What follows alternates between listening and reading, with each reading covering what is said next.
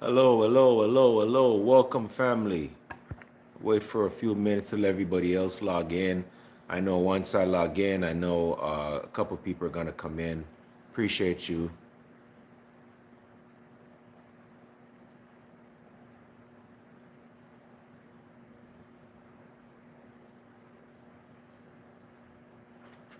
It's in my driveway. It's in my driveway. I never drive over it. I never run over it. It's crazy. We miss you, Kato. Hello, hello. Welcome, welcome, welcome, guys. Some of you guys are returning. So you guys know that I like to go live, and it has to be something with our country. You guys know that I love America. Uh, I'm a patriot. I always put America first. I am an immigrant. I am from Jamaica, man, but United States is my home, and I will fight for it to the end if I have to. That's how much I love the United States.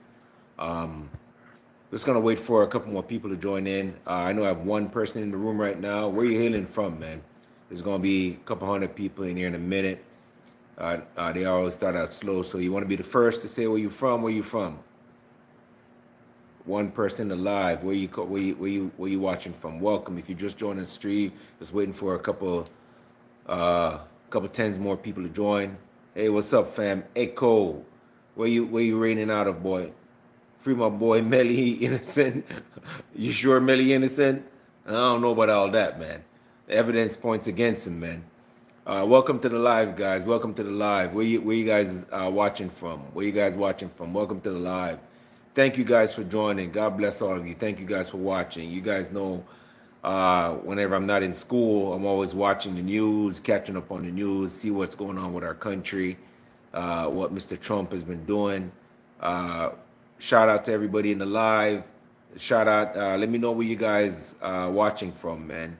We're in the United States. We're out in the United States. You guys are watching from. Appreciate every one of you guys.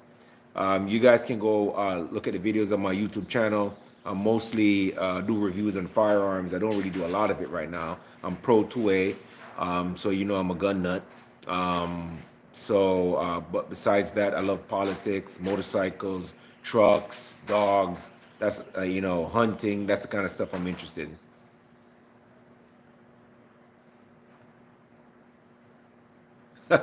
This common woman. I mean, I think a lot of people that can do lives now, they just do a bunch of random stuff. When I'm strolling through the lives too, I do be seeing just some random shit. Pardon my French, man. I didn't mean to say that. I strolled through lives before, and I saw somebody sleeping.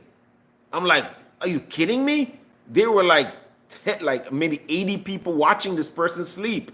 I'm like, yo, like that's why you can't give people too much freedom to do stuff, man. The lady was literally as her live watching her sleep. I'm like, bro, come on, man. Like why are you watching this? And I get there's people into voyeurism, just watching other people or just people watching. Not me. You got to be putting some substance to me. Um, Guys, where are you guys watching from? I'm about to start a live, get my 2 cent in, and watch the video. You know how it goes with my live. Where you guys hailing from? If you guys can subscribe to the channel, I greatly appreciate that. You don't have to, but I do appreciate that. Do a master reveal. What's a master reveal? Tell me what's a master reveal. I'm sorry, I don't know. Well, shout out Africa. Where in Africa you're hailing from, New Age? Master 1776. What's the Africa reveal? I look ticklish.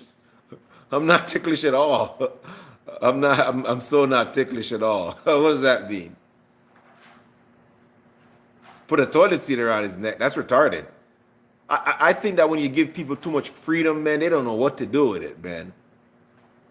Kenya.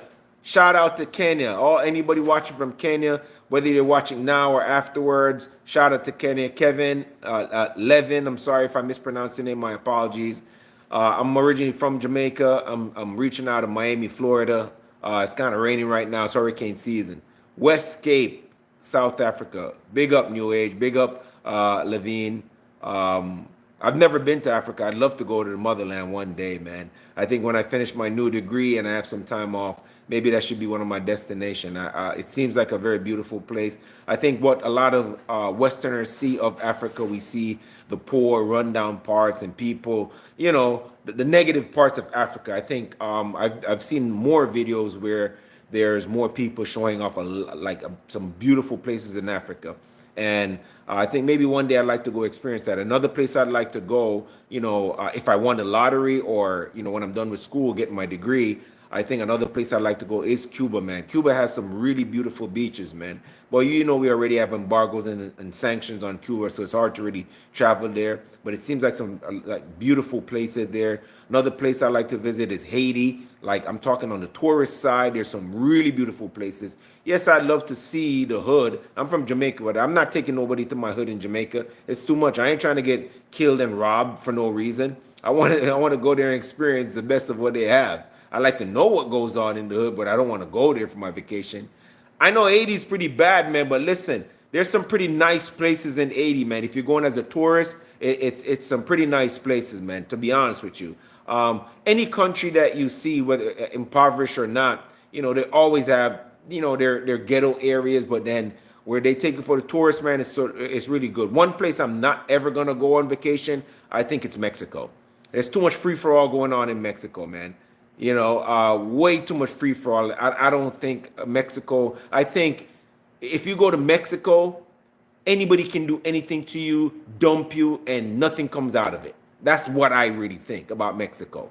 You're from New Mexico, New Mexico. What do you think? I'm talking Balu Bear. Welcome to the live. Welcome to the live, everyone. Lavin, New Age. Balu Bear, forgive me if I'm mispronouncing your name. Welcome to the live. I appreciate every one of you guys, man. Thank you guys for joining the live. Shout out, in the chat if you guys want to. If you guys, what's your if you had to choose a vacation, what's that place you'd like to go? Me, I'd like to probably if I told you some places already. I'd like to go to Africa. Cuba, there's some really nice places in Cuba. Haiti, I've seen some nice videos of people vacationing in these places. I'd love to go to really Europe, like northern Europe, like maybe like where really white folks are, where it's super chill, super calm. I'd love to experience that. You know what I mean? I can't remember some of the name off the top of my head, but I'd love to experience. I mean, I'd love to travel. Jupiter, you're from Jupiter, Florida. Chihuahua, you from Chihuahua in Mexico?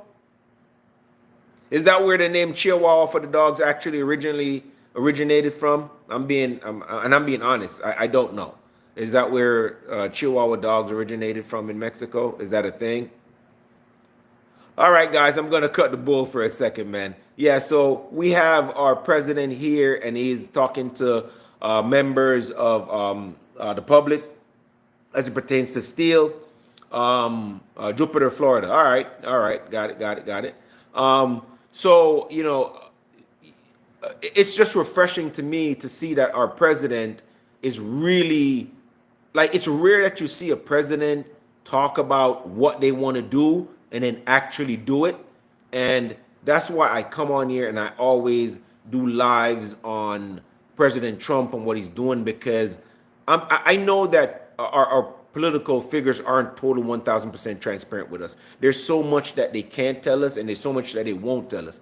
But to have a president like President Trump who opened up files on the JFK assassination, on 9/11, on so many things that the government normally leave us in the dark about, which, they work for us. You know what I mean? So they should be, allowing us to hear. It should have a certain amount of, of stay where you can have it private, but after that it needs to be public. Just like if you make a song, you have X amount of years, or if you invent a product, you have X amount of years to where you can capitalize that. You're the only one that can capitalize on it. But after X amount of years, it's open for everybody else to get in on the patent and create something similar to your original. And for me, I'm in the firearm industry. Certain guns like 1911, CZs, where that time tested true design. You can't, it couldn't have been touched for X amount of years. But nowadays you can see so many of those guns being replicated because they're so tried and true. It's the same thing that has to do, I think it should be the same thing to do with information when it comes to government. If there's an assassination done and they have the information, they've done the research and investigation, you should make it known to the public. Why are you hiding it for? Unless there's some ulterior motive. And the fact that President Trump came in and tries to make a lot of these things, available to the public, man, you can't hate on that. The fact that Kennedy right now, who's in charge for the Minister of Health, and he's trying to like cut out so many things that's bad for the public. He's trying to make them like available to us to let us see what's really killing Americans. You know what I mean? The food that we eat, the health industry, the medication that we pay so much for when we don't have to pay so much for it. I like a government that's transparent. And to have President Trump come in and just be so transparent, always, he seems like he's at a rally every damn week. I'm like, where does this man find the energy from? And to me, I like that my president wants the best for my country. He wants the best for me, for my future generation, for your future generation, for your kids. The deals that he's trying to broker abroad is so our kids and our family can benefit. Yes, these businesses are coming into our country and they're going to make money because nobody's going to come here to not make money. We understand that. But at the same time, they make money, it strengthens our infrastructure, it strengthens our future, it strengthens our defense. It makes life better for the people in our country. And with that said, I'm not going to ramble on too much, guys. I want to hear what the president has to say. I'm going to watch it too. At the same time, while I'm watching it, guys, I'm going to go silent. So I'm going to be doing some schoolwork while I'm doing this. So but I'm going to stay silent and enjoy the video, guys. I know the presentation is not the best. I'm not the best YouTube channel when it comes to this, guys. But if you guys can subscribe, I really appreciate it. If you get anything out of the video today, I would awesome. I would really like a like or a subscription. That would really help the channel out. Because of a lot of you guys, I'm 8,000 strong and growing. As soon as I start getting some more, time or equipment, I'm going to start doing a lot more better videos. I promise you guys. But with that said, guys, thank you guys. I want to thank the Lord and Savior, my Lord and Savior Jesus Christ, for always looking down on me and with me, for my family, for my friends, keeping me safe, keeping all of you guys safe. I don't know if you guys are Christians or Muslim, whatever you guys pray to. I respect all that, but for me and my house, we represent Jesus Christ and my Lord and Savior. With that said, let's get busy.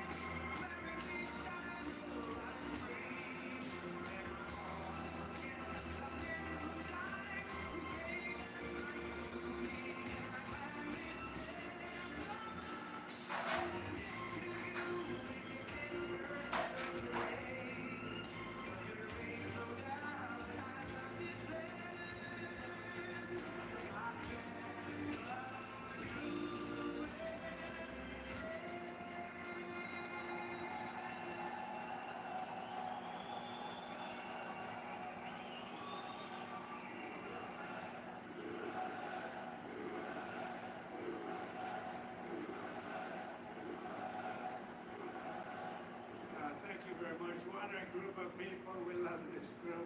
You voted for me. They never had a chance in Pennsylvania. They never had a chance. But I'm thrilled to be back in this beautiful Commonwealth at the legendary Mon Valley Works urban plant with the proud Pennsylvania Patriots who are the heart and soul of U.S. Steel. Thank you very much. That's great. Oh, you're going to be happy. You're going to be happy. There's a lot of money coming your way. It's a lot of money. You're going to say, please, sir, we don't want this kind of success. It's too much, so we can't take it. Please, we beg you, we don't want this much success. But we do, really, don't we? We're going to be so successful. You have just started. You're going to watch. We're here today to celebrate a blockbuster agreement that will ensure this storied American company stays an American company. You're going to stay an American company. You know that, right? But we're going to have a great partner. We're going to have a great partner. And I have to tell you, Japan has been a tremendous friend of mine during my years as president. And then we had a little hiatus with the Rick election. But then we won, and we said, let's make it too big to Rick, and they made it too big to Rick. And this is a much more powerful term than we could have ever had the other way. So a lot of things, God was looking down on us all for a lot of reasons, including right there. A lot of reasons we were blessed. Amen. And you're going to be blessed. You're going to see that. It will keep its headquarters in the great city of Pittsburgh, Pennsylvania, where it belongs.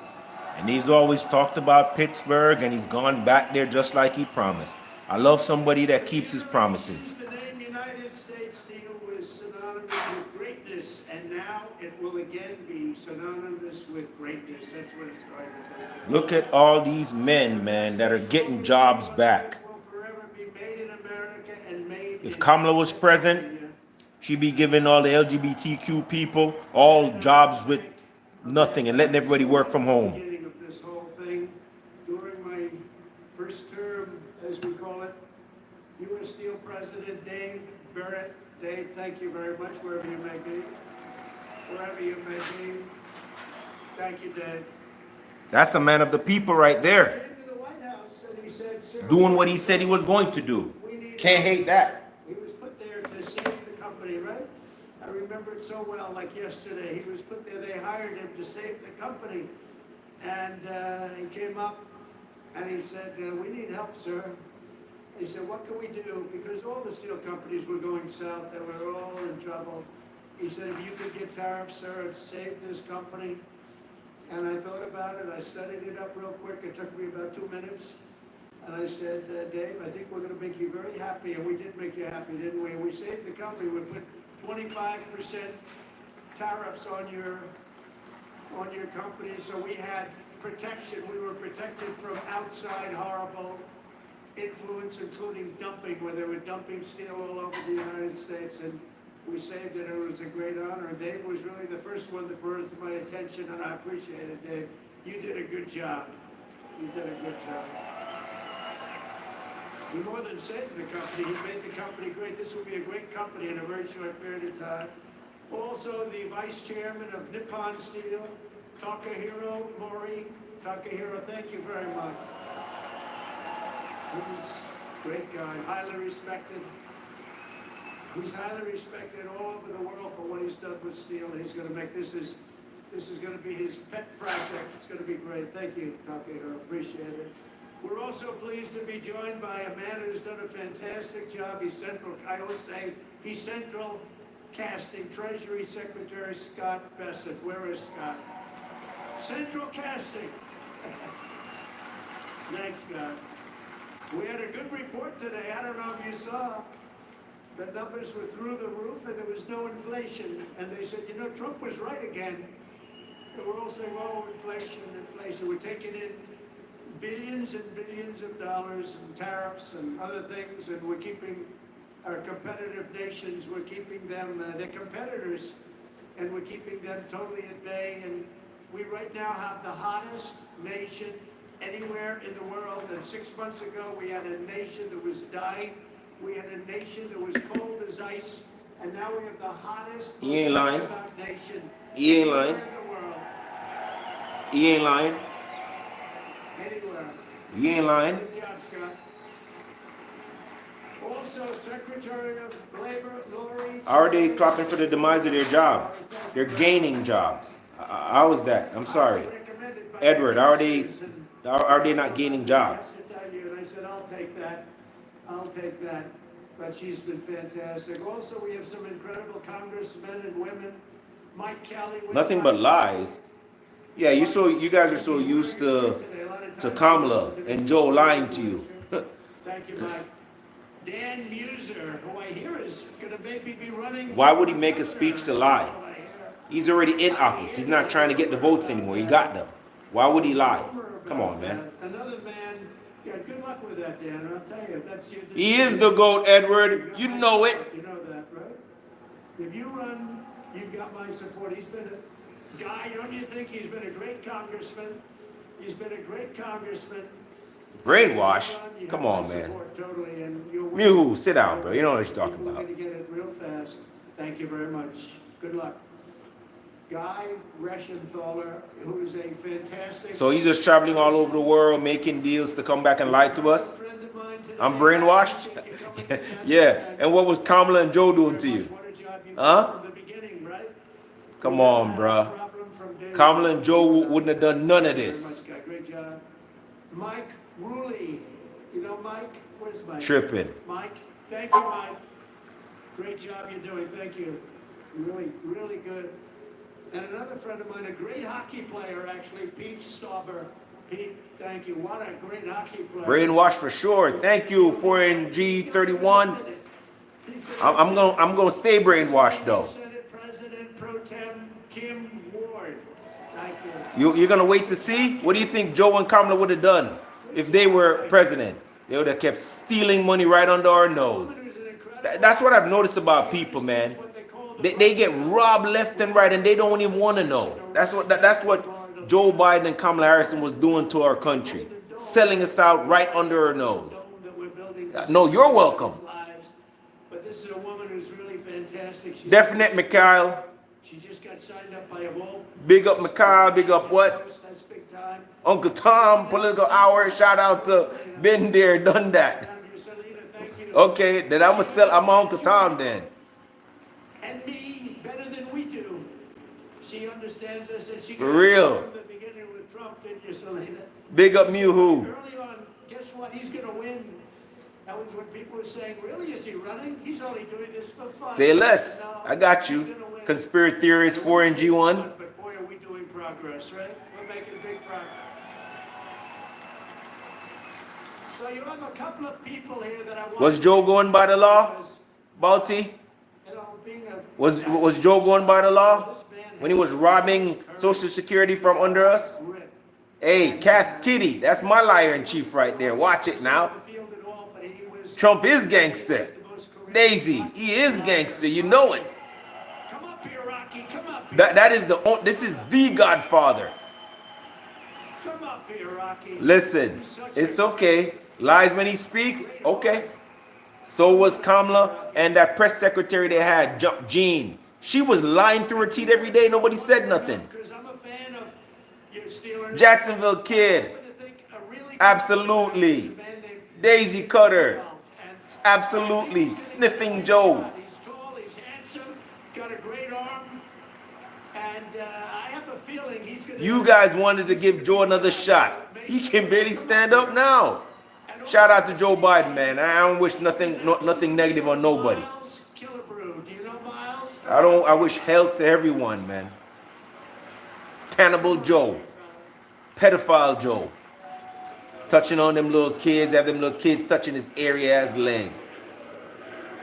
Of course, Michelle Hudson. I believe it too. Mr. President. What do you want me to read for you? I'm a coward? Segula, what do you write something? Pittsburgh, more importantly though, to all the Steeler fans. I don't think he could count to 5. Absolutely not. Of making you an honorary Pittsburgh Steeler. Hey, I'm happy with my pick. I'm happy with my pick, Mew. I'm happy with my pick. You're a Republican. Trump stole your part. With the number 47 as a 47. No. Hey, Mike. Joe didn't want the power. Barack did. National Football League Hall of Fame. I'd like to present this to a Hall of Fame. Barack Obama was the president last term. Celius, how is he a Trump? How is he a Trump? Tell me. Man, get out of here. There'll be a bunch of transgender people right now standing there if it was Kamala. Now we have real men standing up and talking about real men stuff. Advancing our country. Giving jobs to Americans instead of giving away our money to immigrants. Come on, man. Stop it. Go Steelers. Wiggy O'Callaghan, welcome to the live. Jacksonville Kid, appreciate you. Just wanted to say Big up to Mike in the chat. and God bless you, Pittsburgh. Big up David Sloman, appreciate you, thank you.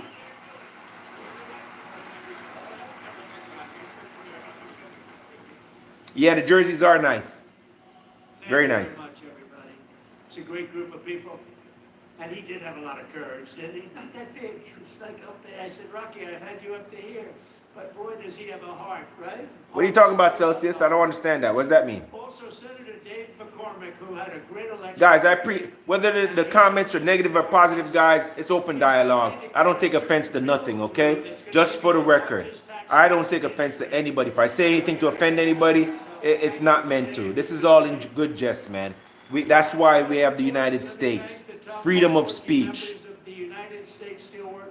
Tokyo now, U.S. Oh, no, they don't. No, they don't. Don't say that. 1219 and the United States Steelworkers, Local 15. Welcome to the live, Eric. Welcome to the live, Edward. Appreciate you all. Edward Chung. That is some real ish. How do you not want your president to protect your country? Peaches, welcome to the live. Appreciate every one of you guys. Thank you. And after about 4 times, Patrice Herman, welcome to the live. Thank you. Even though it disgusts you, still welcome, man. putting up, Again, like I said, guys, if I say anything to offend anyone, I'm just open to dialogue. I don't mean to offend anyone. It's free speech here, guys. Everybody's allowed to say whatever they want, good or bad. like that. And That's why I like doing these lives. To hear see what I watch all the chats. Sometimes I don't say anything, but I still see them all. anybody else that want to know the truth, Mason Soda. the rest of them, they'll take care of themselves. No, we will not. We gonna leave that hat right up I there. have no doubt that Nippon and Dave and everybody else, we're all working together. Not going to be For real, man. I'm not that sensitive at all. I don't care. And it's going to If you hear me say anything, man, I just say it. I'm saying it just to spark conversation, man. And I believe what I believe, and everybody should be allowed to believe what they want to believe. and That's why we love this country so much. Shinzo Abe was my friend. He was a great. Cuba, try to go there and talk some smack about your government. Unfortunately, Try to go to Russia and talk smack about your government Shinzo and see what's was happening. a great friend of mine, an amazing man, and it's an amazing country. Appreciate every one of you guys, man. Thank you guys very much for joining the live. If you guys want to subscribe, I'd really appreciate it. Cost you nothing. Appreciate the likes.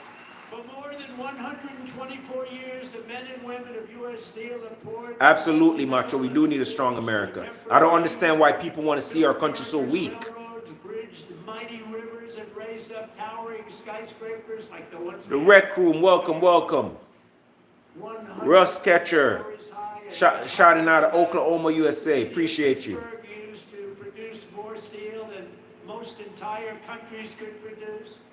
And it wasn't even close, but our steelworkers know better than anyone. Decades of Washington betrayals and incompetence and stupidity and corruption cost this region over 100,000 steel jobs, and they melted away just like butter melts away.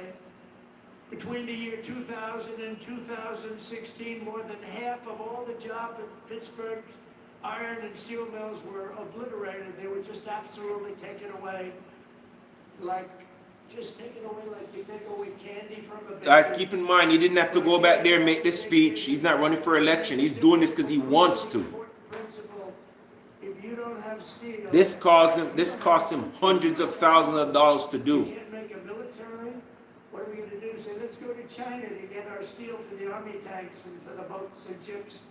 A strong steel industry is not just a matter of dignity or prosperity and pride.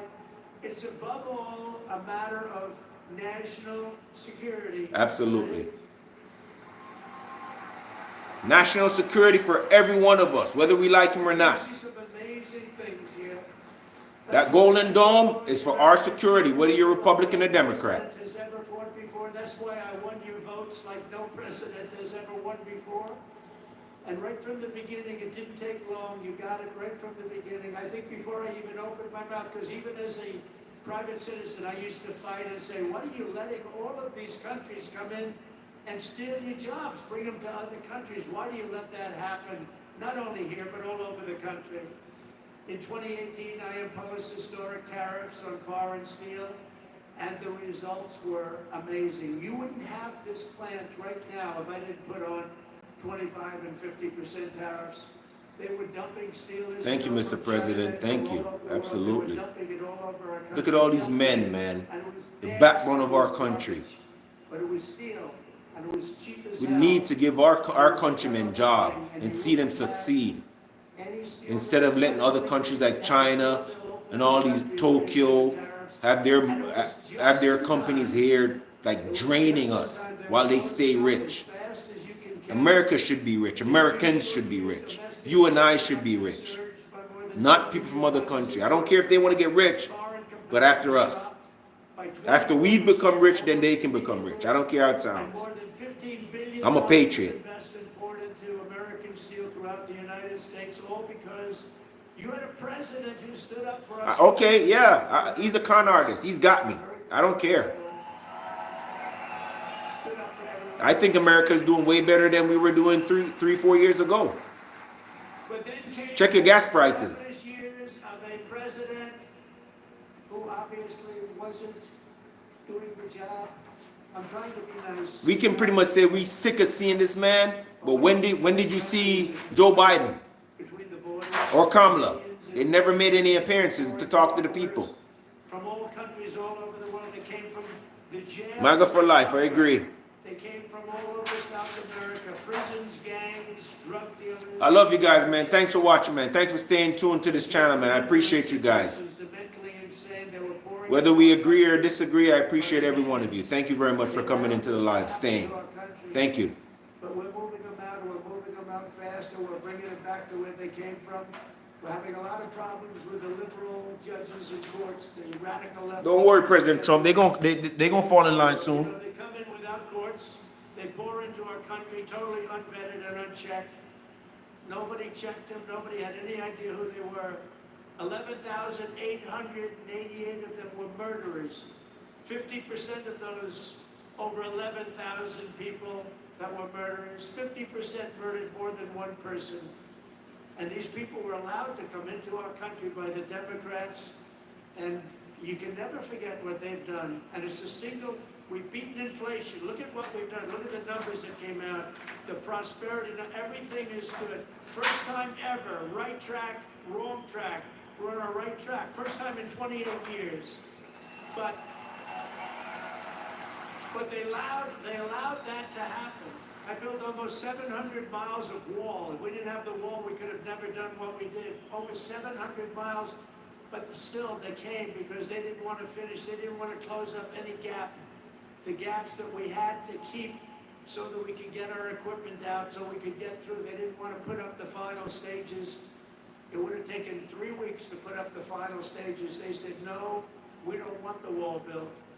And I thought they were kidding, but they weren't. They wanted open borders, and what they let into our country can never be forgotten. The last administration granted tens of thousands of job-killing tariff exemptions to your foreign competitors. So they were afraid to take down the tariffs that I imposed because it was so good for our country, so much money. But what they did do, think of this, they gave exemptions, and they were so broad and so deep. And I guess you saw that, but the exemptions that they gave allowed foreign competitors to come in and steal our industry, steal our jobs, and bring them back home and bring them home by the boatload, crippling imports of foreign steel, skyrocketed over the last 4 years like you have never seen before by over 30%. That's an incredible, crazy number.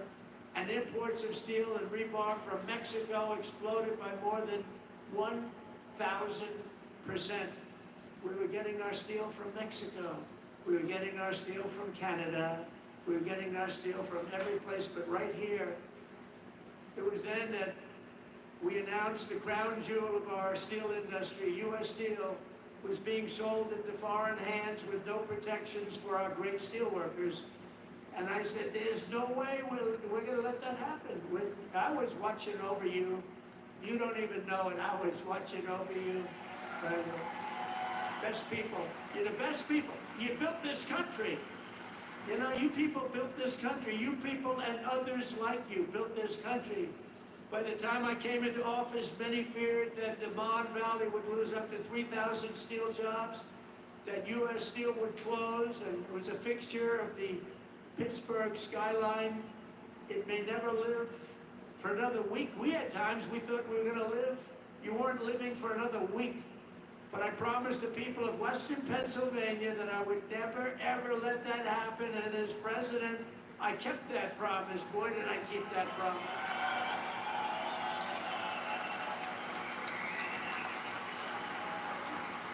So soon after initially taking office, I imposed powerful 25% tariffs on all foreign steel and ended each and every one of the Biden exceptions and exclusions.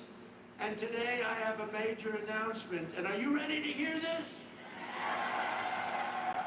This is on behalf of Scott, Secretary of Treasury, Howard Lutnick, Secretary of Commerce, and all of the great geniuses and people we have working, and they are smart, but I don't think you'd be a good steel worker, Scott. I'm sorry. I'm going to have to put a little more muscle content into that guy. But he's great. He's great at what he does.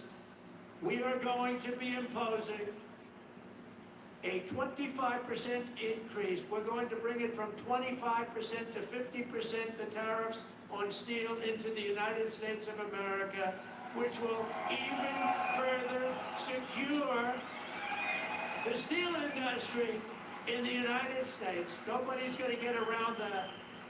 So we're bringing it up from 25%.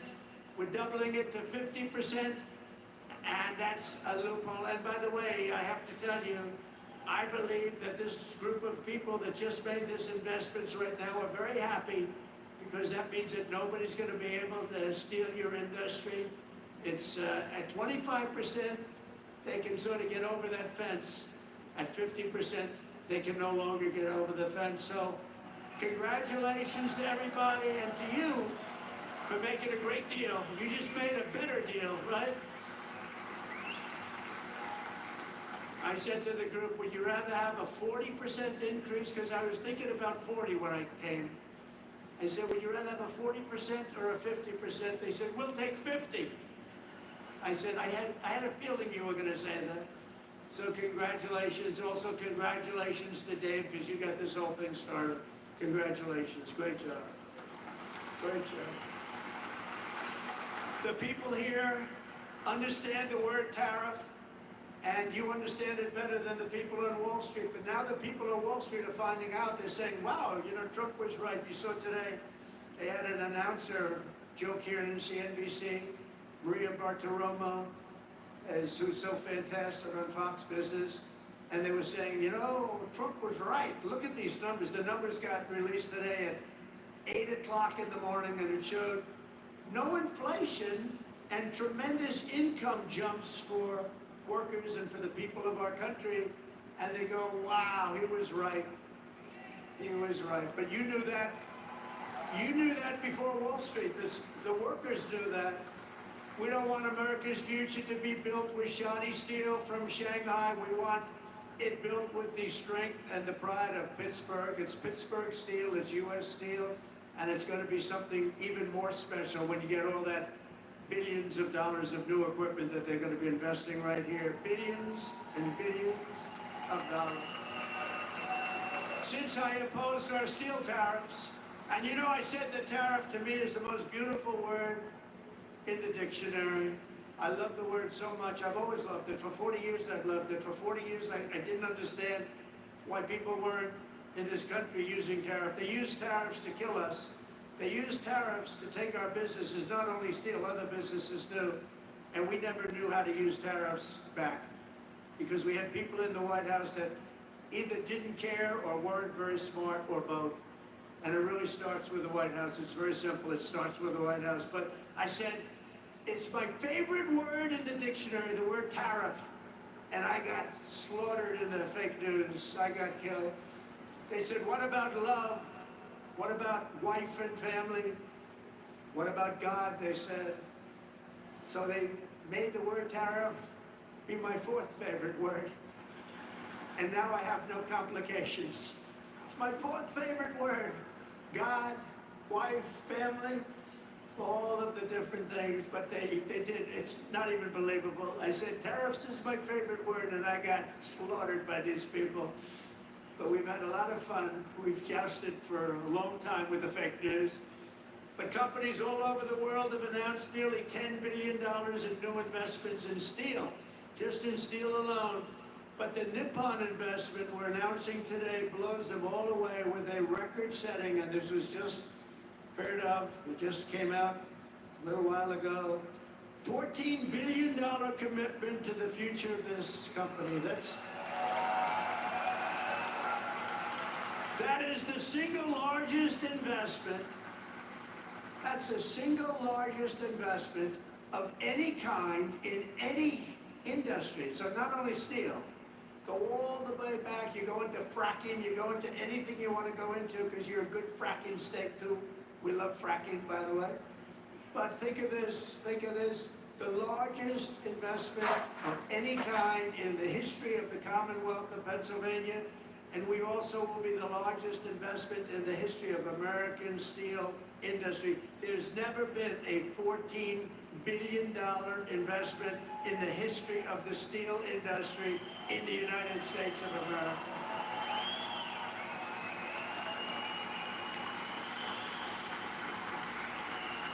And Pittsburgh will very soon be respected around the world as the Steel City again. So I want to congratulate you.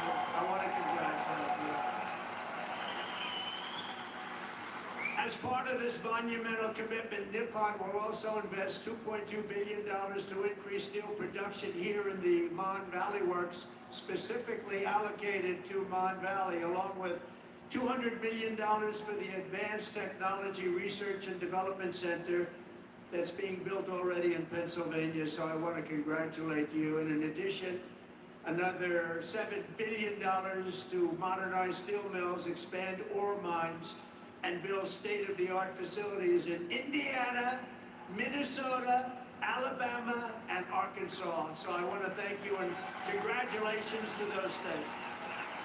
Congratulations. And the bulk of these expenditures will be made in the next 14 months. It's going to happen fast. You're going to be very busy watching trucks go back and forth loaded up with cash or its equivalent. And it will create and save over 100,000 American jobs, including 14,000 jobs in Pennsylvania. Thank you. Very good. And by the way, your local union, I won't talk about your national union because I don't think he knows what the hell he's talking about. But your local union, I want to tell you, is so unbelievable. They've been great. And I have to tell you that. This is an incredible deal for American steelworkers, and it includes vital protections to ensure that all steelworkers will keep their jobs and all facilities in the United States will remain open and thriving.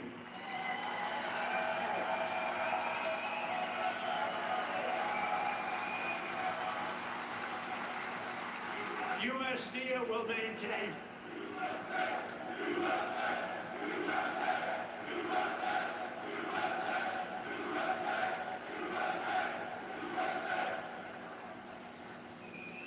I don't want to fight with those guys. They look pretty. I'll never fight them. U.S. Steel will maintain all of its current operating blast furnaces at full capacity for a minimum of the next 10 years, and we have that as a commitment. But I don't even think that's I don't even think you have to worry about that. You're not going to have to even think about that. Frankly, it won't matter because they're going to be here for a long time, a lot longer than that. There will be no layoffs and no outsourcing whatsoever. And every U.S. steel worker will soon receive a well-deserved $5,000 bonus. That's very good. Thank you very much. That's great. That's important. For what you've gone through. You've gone through a lot. It's closing, it's not closing, it's opening, and you want to stay here. People say, well, we'll move to another place and we'll do chips, or we'll do something like chips. Somehow you don't want to do chips. I'm looking at these giant guys with the giant arms. You're not going to like doing chips. Most importantly, U.S. Steel will continue to be controlled by the USA.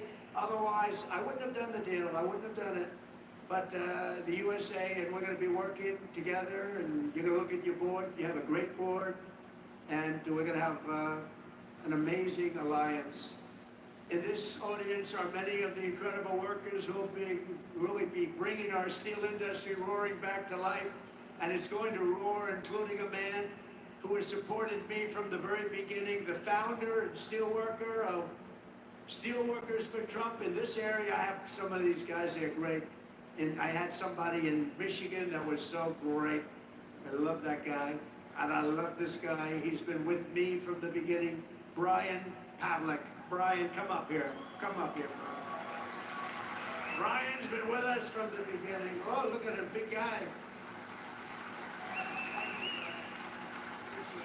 Thank you. Oh, yeah.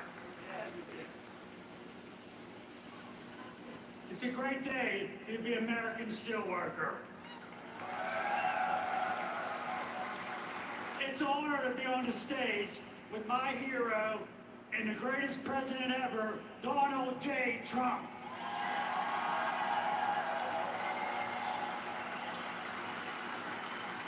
Hello, my name's Brian Pavlik. I'm a third-generation steelworker and the president and founder of Steelworkers for Trump. The attempted assassination of then President candidate Donald J. Trump prompted me to establish Steelworkers for Trump. Our membership now exists at 2.5K. In my opinion, President Trump has demonstrated remarkable support for the American steel industry, surpassing the collective efforts of all other presidents combined.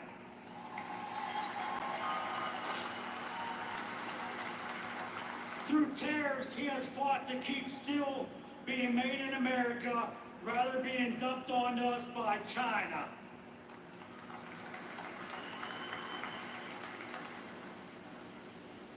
Through this deal, he has fought to keep us billions of dollars in investments that will secure jobs for generations to come.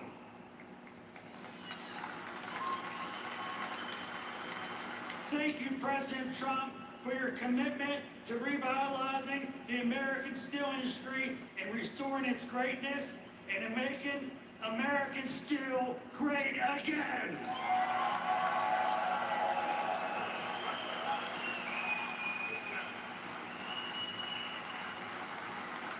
Thank you, Brian. Great guy.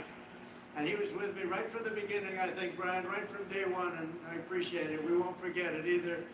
So let me also bring up real fast a few guys that I met backstage that I was very impressed with. Jack, Jason, Scott, Donald, and Kurt. Come on up here, fellas. Get up here.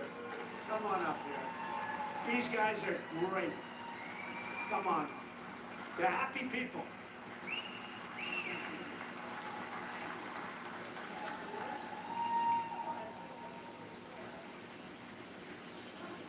Thank you, Mr. President. I'm not prepared, but I can tell you I would rather be nowhere than where I am today with all of my U.S. Steel family, friends, and everybody that I love. Thank you very much. Thank you, Mr. Berg. Thank you, Mr. Maury. And most of all, thank you, Donald J. Trump.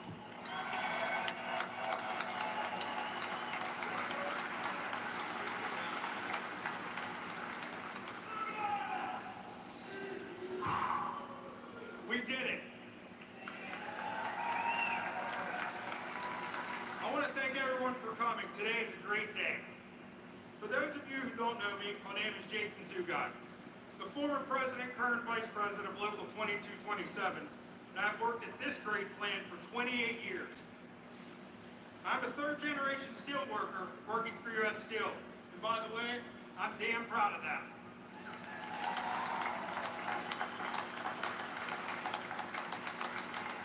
So, when we decided to stand up for the men and women of the Mon Valley, we knew it wasn't going to be easy.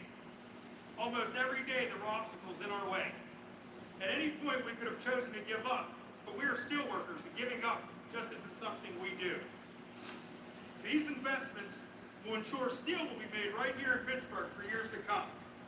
And I want to take this time to thank a lot of people that were crucial to getting this partnership to the finish line. First and foremost, I want to thank God for giving me the strength, courage, and wisdom to fight day after day. I want to thank my family for their support. They were always patient with me when I'd be constantly on the phone, night after night, discussing this partnership, talking to politicians, or easing the mind of a union member. I want to thank Jack Maskell. We've been together from the beginning through this.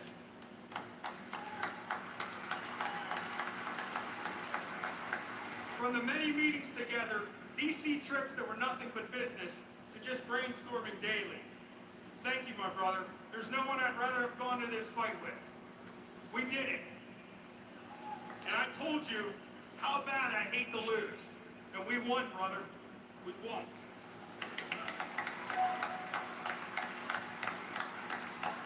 To the guys from Clairton and ET that fought side by side with us from the beginning, it was an honor, and I'll never forget our journey. I want to thank the local mayors who have stood toe-to-toe with us from the beginning. We greatly appreciate it.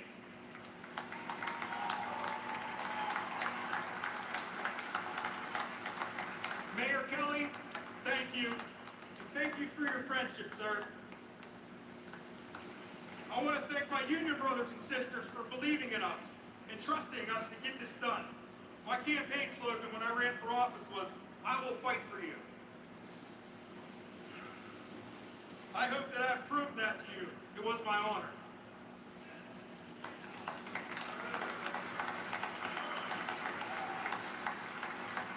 Selena Zito, thank you.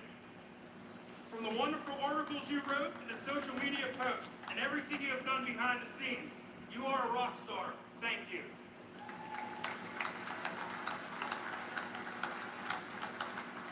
Senator Kim Ward, thank you for fighting for us as hard as you did. You were one feisty lady, and I say that with the utmost respect, and we appreciate it. The state of Pennsylvania and your constituents are so proud to have you represent us. Thank you. Chris Hall, just a small-town guy from Shelford that made it out and wanted to give back to his community. Thank you for your words of wisdom and unwavering support for your community. You did a good thing.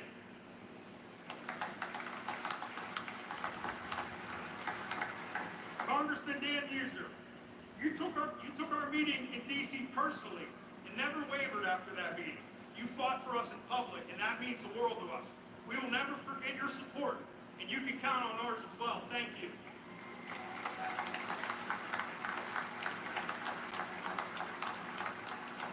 Mr. Maury, I love this guy. Thank you for taking the time to listen to our concerns and always making yourself available to answer all of our questions. This man has been disrespected and didn't deserve that.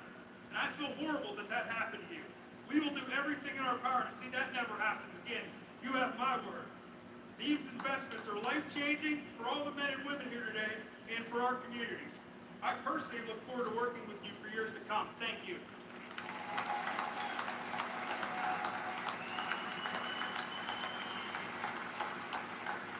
I want to thank the men from New York and D.C. that call me every day. Every day.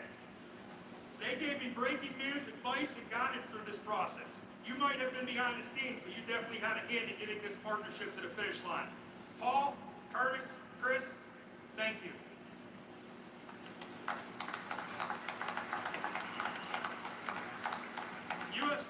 Dave McCormick. I met the senator at a Trump rally in Latrobe before we were both getting ready to speak. He introduced himself to me and asked about the Nippon merger and what I thought about it. Well, as you know, I'm pretty passionate about it, and let him know that. He told me, after I win, you will be my first meeting. I was his first meeting. He kept his promise.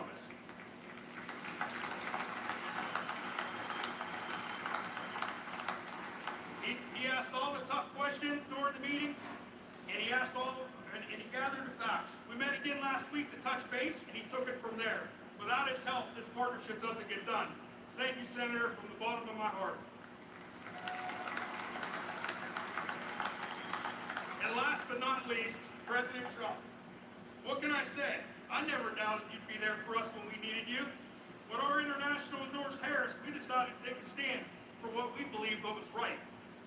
That was to come out publicly and boldly in support of you. Although we aren't public speakers, we tucked our fears aside and did what any proud American would do. We thank you every day for risking your life and laying it all on the line for this country.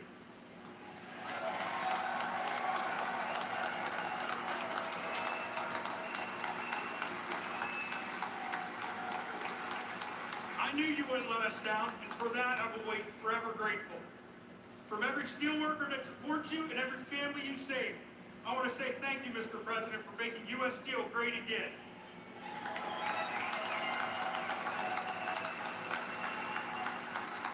God bless America, God bless U.S. Steel. Thank you.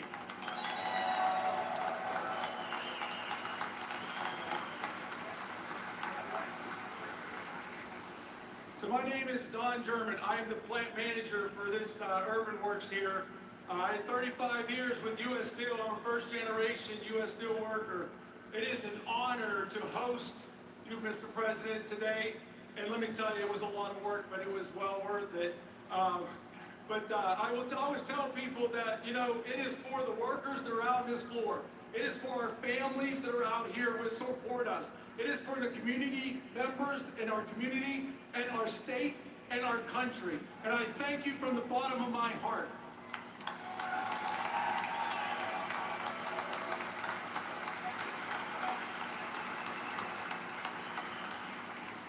Good afternoon. You know me, I'm Kirk Barshik. I like to just tell Mr. President, the day I started at U.S. Steel, my supervisor at the blast furnace told me, "Kid, what are you doing here? Do you think this mill will be here? Look at Homestead. Look at Duquesne. They're not here.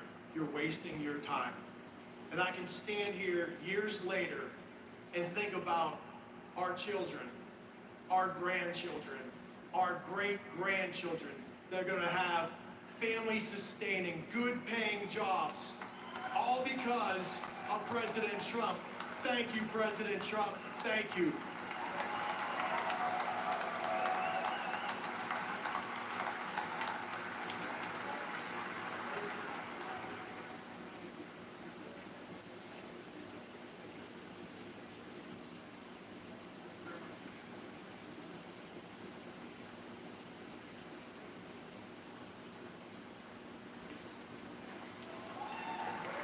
Great people.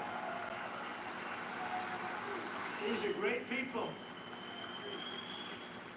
I want to just say, I mean, I just saw them. I think this is their 156th rally.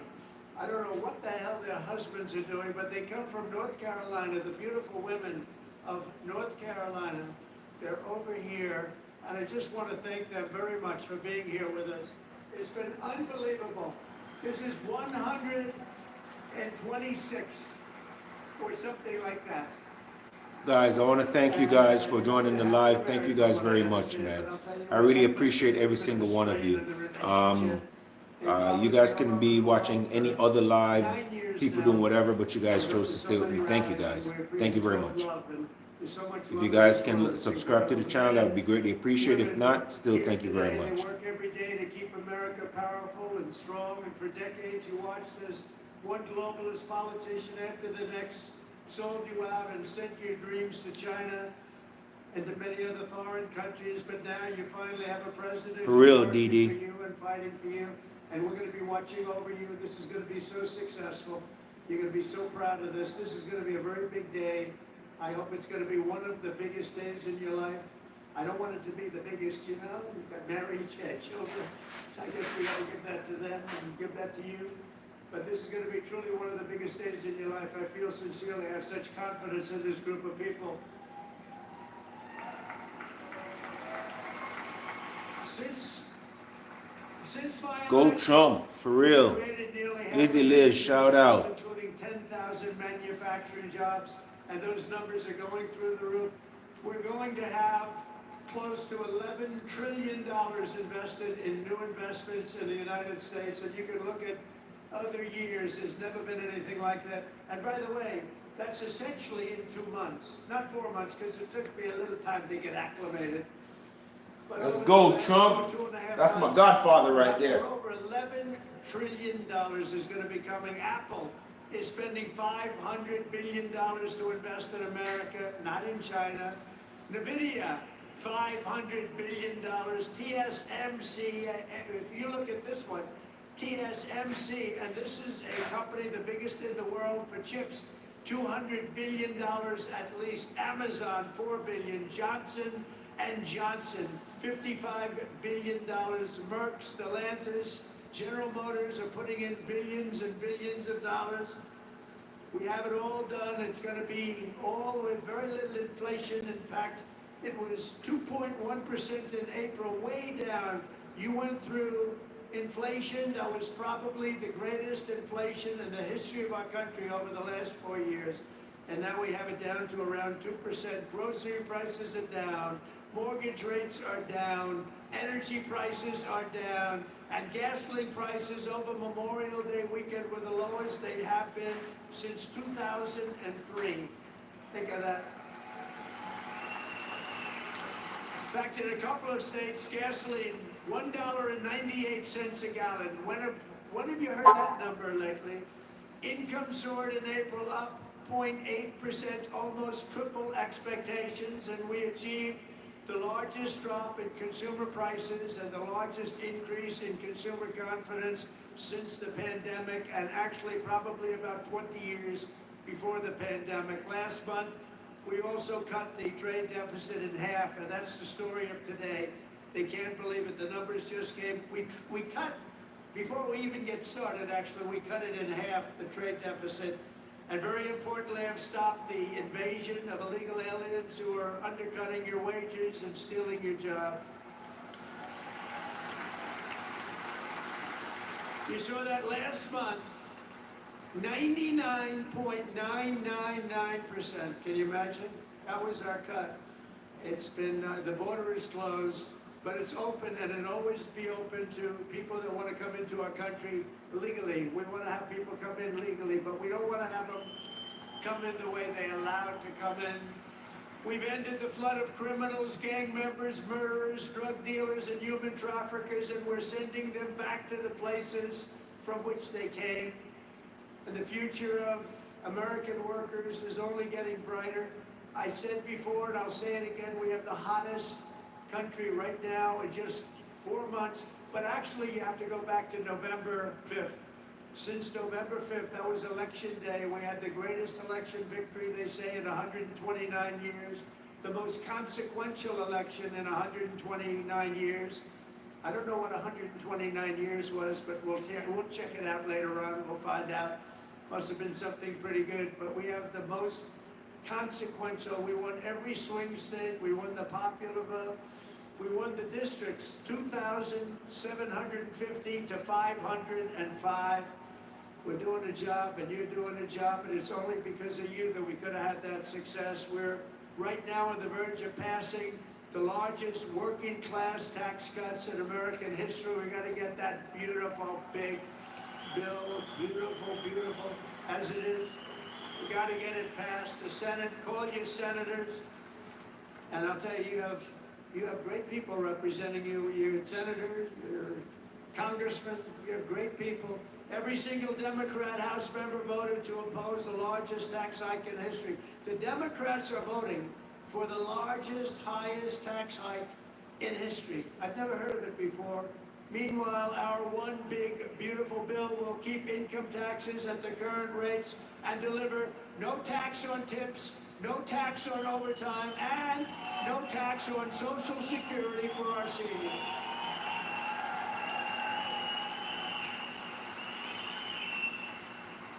Now, we're going to make the interest payments, as you know, on cars.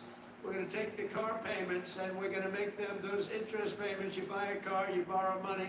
We're going to make interest payments tax deductible, but only if the car is made in America, and that means made with American steel and steel from U.S. Steel.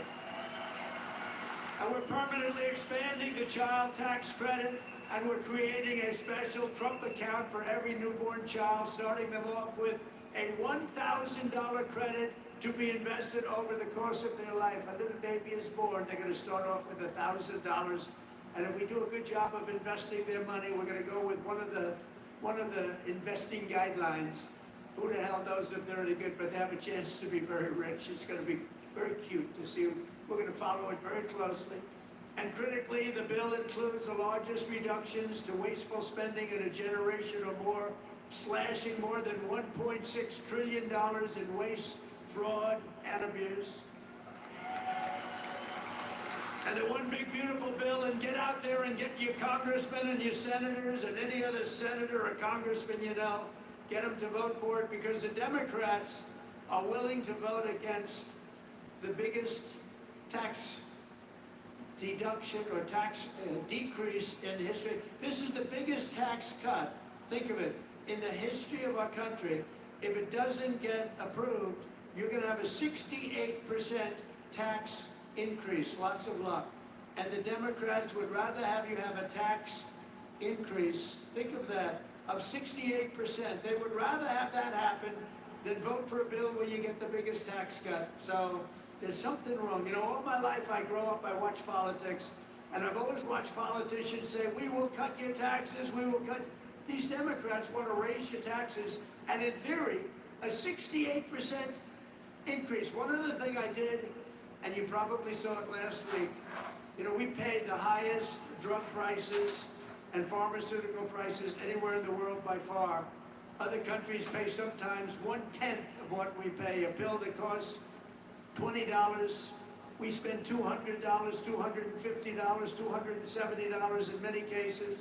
It's the most unfair thing I've ever seen. And last week I did what had to be done, and it wasn't easy against the biggest lobby anywhere probably in the world, most powerful lobby, the drug companies, and I'm not even calling them bad, but they were able to do things. They're going to be fine, by the way. They're going to just stabilize. But we're going to now call a favored nations where we will pay the lowest price anywhere in the world, and they have to match it. We will be cutting your drug bill by 85 and even 90%. You know, I was very proud in my first administration, you may have remembered, I called for a major press conference because we were the first, I was the first one in 28 years to lower drug prices. They were lowered 0.25% over a period of a year. And I was so proud of that because nobody had ever had an administration where prices of drugs went down. 0.25%, not much. Now we're going to be lowering your drug costs by 90%, by 85%, by 75%, by numbers that nobody's ever heard of before. We will be paying equal to the lowest price of drugs and pharmaceuticals anywhere in the world. Have fun, because that's a lot of money. That's going to bring down Medicare. It's going to bring down the cost of, think of it, Medicaid. It's going to have an effect on everything, but it's going to have the biggest effect on your wallet. You're going to be saving a tremendous amount of money, and nobody else can do that but me. I have taken on some rather harsh critics over that because, again, that's the biggest lobby. They spend billions and billions and billions of dollars a year not to have that done. But I said it's really time to do it. So you're going to have the lowest drug prices anywhere in the world. With one big, beautiful bill, we will protect over 7 million jobs, raise take-home pay for American families by up to $13,000 per household, and reduce taxes for working-class Americans by as much as 13%. Those are big numbers. The bill will Also remove 1.4 million illegal aliens from Medicaid and protect the programs for truly needy Americans.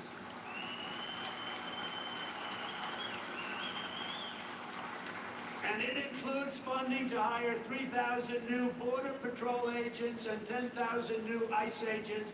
And these people like you, these are heroes. The jobs they have done, they go into areas that are so dangerous, it's unbelievable, but they're tough, they're smart, and they love our country. So I want to just thank ICE, and I want to thank the Border Patrol, and I want to thank law enforcement in general. They've been incredible. Really incredible. And I'll never forget our firemen. I don't know if we have firemen here today, but we're never going to forget our firemen. They do a great job. Over the past 4 months, we've accomplished more than most administrations achieve in 4 years or even 8 years. We've done this in 4 months. We've done something on spirit and optimism and pride, which is sweeping across our land. And with the announcement, it's surging like never before here in Western Pennsylvania. Remember, the entire world is watching us today. I'm making a speech, and I have millions and millions. Look at all the fake news back there. Look at that. That's a lot of fake news, come to think of it. Now they've been pretty good to us here. They've, gave us a reasonably accurate display. But all over the world, look at that. All over the world, they're watching your local region and how well it's doing and how well it's going to do for generations. The workers of this region have always been there for our country when we needed you most. You built this country from Pittsburgh to Pottstown, from Bethlehem to Hopewell, and from Washington County to right here in Western Mifflin. The foundries and blast furnaces of Pennsylvania have smashed foreign armies, strengthened the hulls of the world's greatest navy, raised up majestic cities, won 2 world wars, and made America into the richest, strongest, and most powerful country on the face of the earth. And it's suffered greatly over the last 4 years, but we're going to get it back, and we're going to get it back fast. It's almost back already. It suffered, though. It suffered. I'm not going to make any excuses. It suffered with incompetent, radical left lunatics. But under our leadership, we're making it richer, stronger, and more powerful than ever before. And that's why I want to thank you very much. And thank you, Prime Minister, and thank everybody. They all knew what was happening here. With the help of patriots like you, we're going to produce our own metal, unleash our own energy, secure our own future, build our country, control our destiny, and we are once again going to put Pennsylvania steel into the backbone of America like never before. The golden age of America has only just begun, and together we are going to make America great again, greater than ever before. Thank you very much, Pennsylvania, and God bless America. Thank you very much. Thank you.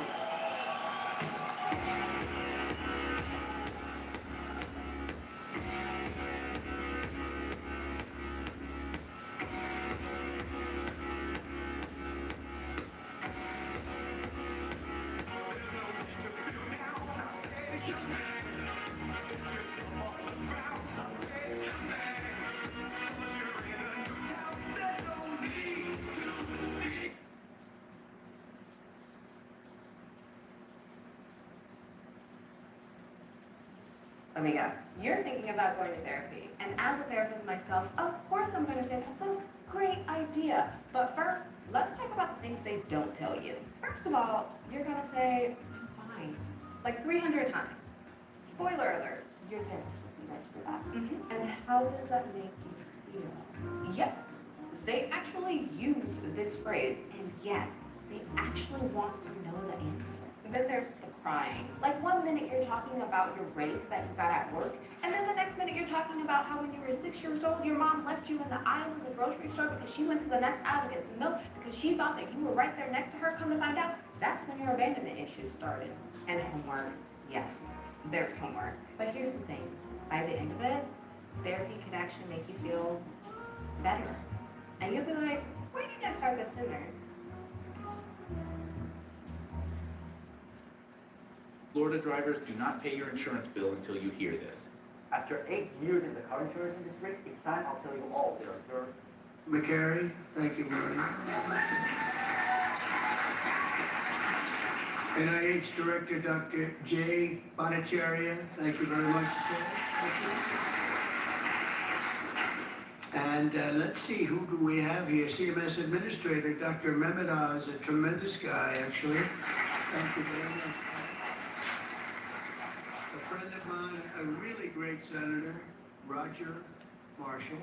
Roger, thank you. Governors Mike Braun, Jim Pilon, Patrick Morrissey, Representatives Byrne Buchanan, former Speaker of the House, Newt Gingrich. Newt, a very quiet man. Nice to see you, Newt. 4 months ago, I created the Presidential Commission to Make America Healthy Again, and today the commission officially delivers its first report on childhood health. Here are just some of the alarming findings, and they really are alarming. It's unbelievable, terrible. Man, this man is putting his 40% cabinet of to American work. children now have at least one chronic health condition.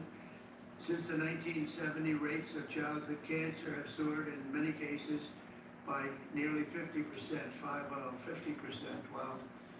In the 1960s, less than 5% of the children were. Thank you guys for staying, man. I appreciate you guys. Thank you guys very much. A few decades ago, I appreciate everyone that comes into the live. Thank you guys. You guys could be elsewhere, but you chose to stay here with me. Appreciate you guys. Just a few decades ago, 1 in 10,000 children had autism. Today it's 1 in 31. Last time I heard the number is 1 in 34, right? Now it's 1 in 31. There's something wrong, and we will not stop until we defeat the chronic disease epidemic in America. We're going to get it done. For the first time ever, this report examines some of the root causes that many believe are making our children sicker and our population sicker, I guess. It just doesn't stop with the children, it's the population also.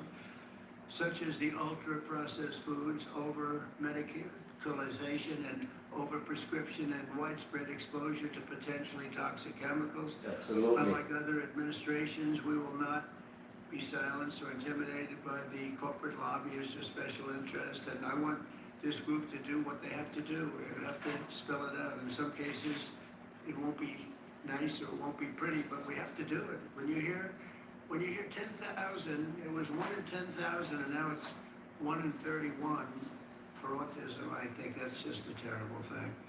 It has to be something on the outside. It has to be artificially induced. It has to be. And we'll not allow our public health system to be captured by the very industries it's supposed to oversee. So we're demanding the answers. The public is demanding the answers, and that's why we're here. Already we're phasing out 8 of the most common artificial food dyes.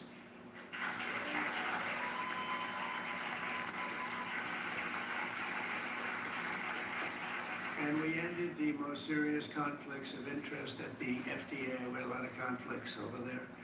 Earlier this week, we approved a SNAP waiver request from Nebraska so they can stop taxpayer dollars from being used to make our children obese. I understand requests from 3 more states will be approved shortly, and more are expected to come in the following weeks. Over the next 80 days, the Commission will build on its work in this report to develop a roadmap to bold and transformative public health reforms for our consideration. It's a consideration, and we'll lay out the facts. Let me say congratulations to the entire MAHA movement. This movement has become very hot. People are really, I tell you, they're going crazy over MAHA.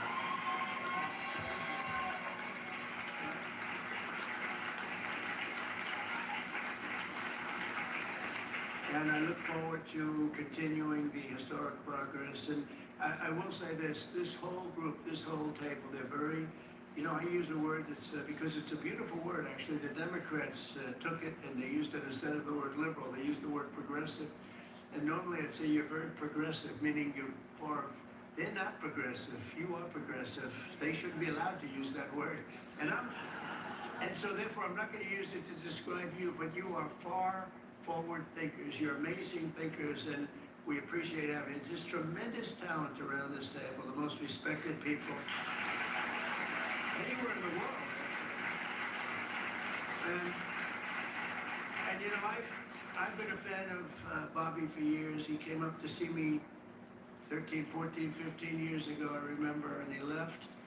And I made a couple of the statements that he made because I agreed with the same thing, and we both went through hell. Do you remember that? It was a massive, but you know what? We turned out to be right. It was sort of interesting. But I've been a friend of Bobby, and he's been a foe too. You know, he's tried to stop a couple of my jobs. In one case, he did stop a job, and I was really angry. And then about 4 months later, we went into like a depression. And I saved a hell of a lot of money by the fact that he stopped me. You're welcome. So I never minded. I always said, thank you very much for stopping that big job I was going to do.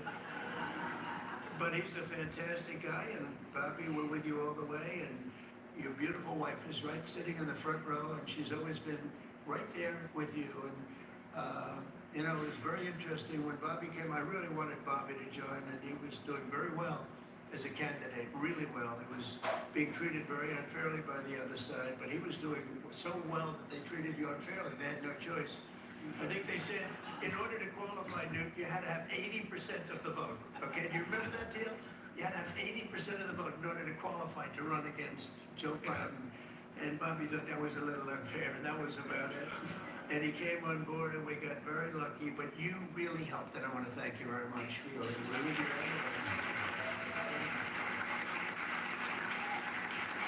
So Bobby, if you'd say, give him your thoughts, please. Well, thank you very much, Mr. President. I do want to say something because I get a lot of credit for steering this administration toward the MAHA movement. And I joined the campaign in August. I joined President Trump in August and became, went from independent to his campaign. But it was in June that he made a speech specifically on this issue. It was a MAHA speech before MAHA existed. And that I took note of that speech at the time and thought there's a potential here for a common ground. I want to thank you for your vision, for your courage, for standing up. President Trump is a populist president. He's the president. He's playing for giving money to billionaires, all this stuff. We hear about that all the time. But he is on the side of the middle class, the working class, the poor in this country. People.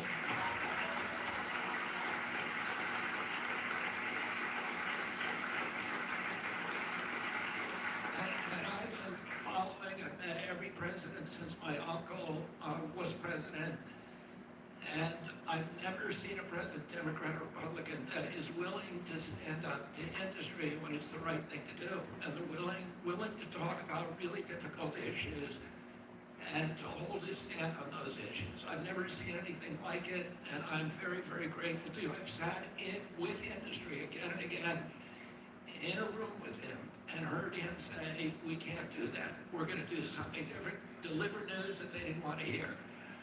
Oh, I'm grateful to this. This is a milestone. There's never in American history has the federal government taken a position on public health like this. And because of President Trump's leadership, it's not just one cabinet secretary, it's the entire government that is behind this report. And I can say again, I talked a little bit about when I met Rachel Carson as a boy. My uncle tried to do this, but he was killed and it never got done. And ever since then, we've been waiting for a president who would stand up and speak on behalf of the health of the American people and say, there is no difference between good economic policy, good environmental policy, and good public health policy, and good industrial policy. We can have all of them, but we need a united cabinet, and we need to go forward as a single people. I want to thank you for that, President Trump.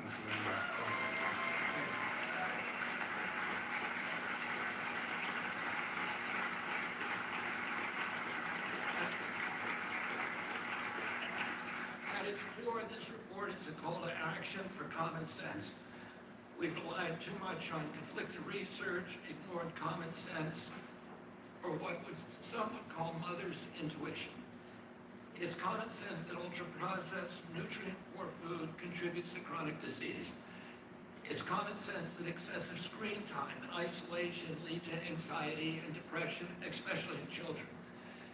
It's common sense that exercise and healthy food should come before prescriptions and surgery. It's common sense that not all calories are equal in nutritional value. It's common sense that over-medicating kids is dangerous. It's common sense that we can celebrate the innovations of modern life while also demanding fearless inquiry into ameliorating the negative effects of medication, agriculture, and environmental practices. It's common sense that research funded by corporations deserves more scrutiny than independent studies. I'm so proud of this cabinet, and particularly Secretary Rollins and Administrator Zeldin, who, again, I'll say it a third time, worked late nights, early into the morning to make this happen. And to all the leadership from the White House staff, beginning with Stephen Miller and Heidi Overton, Dr. Heidi Overton, and Vince Haley.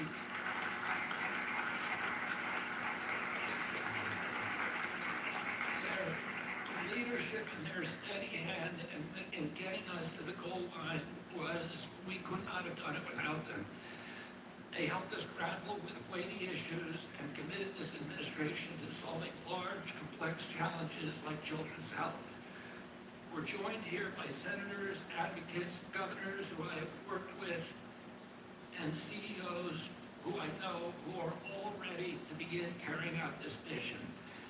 This is the beginning of a conversation, a national conversation that we are going to have with maturity, with nuance, for the first time in history, thanks to your leadership, President Trump. There is a reason that the Maha Moms sided with you, President Trump. It's because this administration has the bravery to tell the truth and solve problems through innovation and not nanny-state regulation. President Trump, I'm honored to present to you the Maha report and work with this incredible cabinet that you have brought together to make our children healthy again.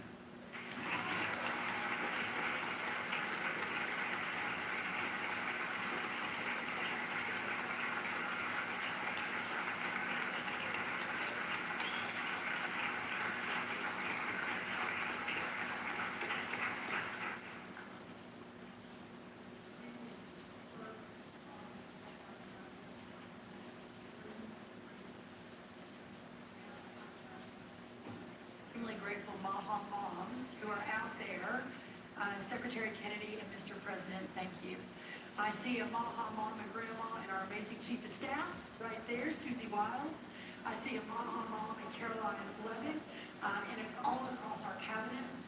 Sir, my oldest son Luke is here. Stand up, Luke. I am a Maha mom of 4, and this hits particularly close to home for every single one of us in this room. That's the first thing. The second thing is that you mentioned, sir, in your remarks that we are on track to sign multiples of SNAP waivers to get junk food and sugary drinks out of our food stamp system. And I am so proud.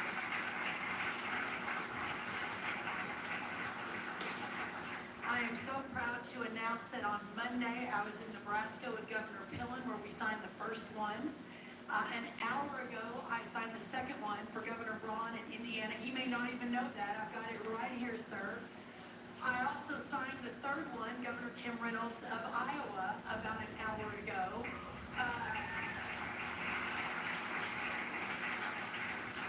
With a half a dozen more coming down the line.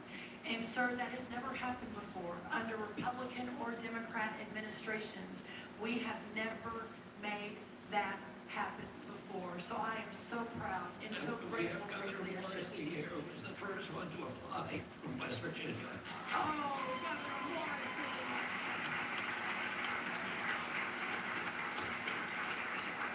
We will make sure you're at the top of the pile, sir. I apologize. Governor Sanders has been a leader. Governor Polis from Colorado. It has been remarkable how these governors have stood up. That's the second thing. The third and final thing, sir, is we all know that at the center of making America healthy again is making American agriculture great again. Without American agriculture at the center of this discussion, we have the most robust, the safest, the best agriculture system in the world. And in partnership with the amazing Secretary Kennedy and all of these incredible patriots sitting around this table, under the leadership of the extraordinary President Donald J. Trump, we will make America healthy again. And what an honor it is to be a part of that. Well, thank you so much.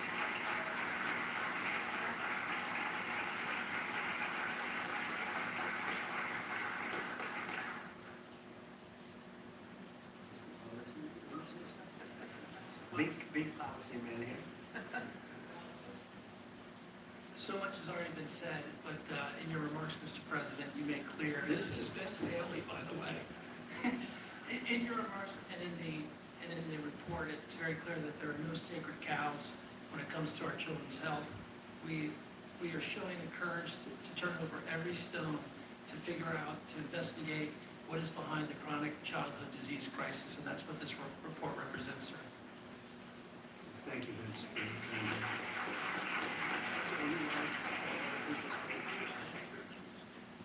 Most already spoken, that's great. But the fake news wasn't here. What's going on? I mean, I also want to thank you for your work. Would you have anything to say to the media? Thank you, sir. I think it's a moral failing if you don't address this, but it's definitely a financial failing as well. 50% of children are on Medicaid or on the CHIP program. It is an obligation we all have to address this reality. As you know, the cost of Medicaid has gone up 50% in 5 years. I thank you very much for the bravery to commission this report, Secretary Kennedy, Secretary Ellis, these gentlemen, and everybody else on this panel for being able to affect what has not been done since this law for Medicare and Medicaid was written in 1965. God bless you. Thank you very much, Alice. Thank you.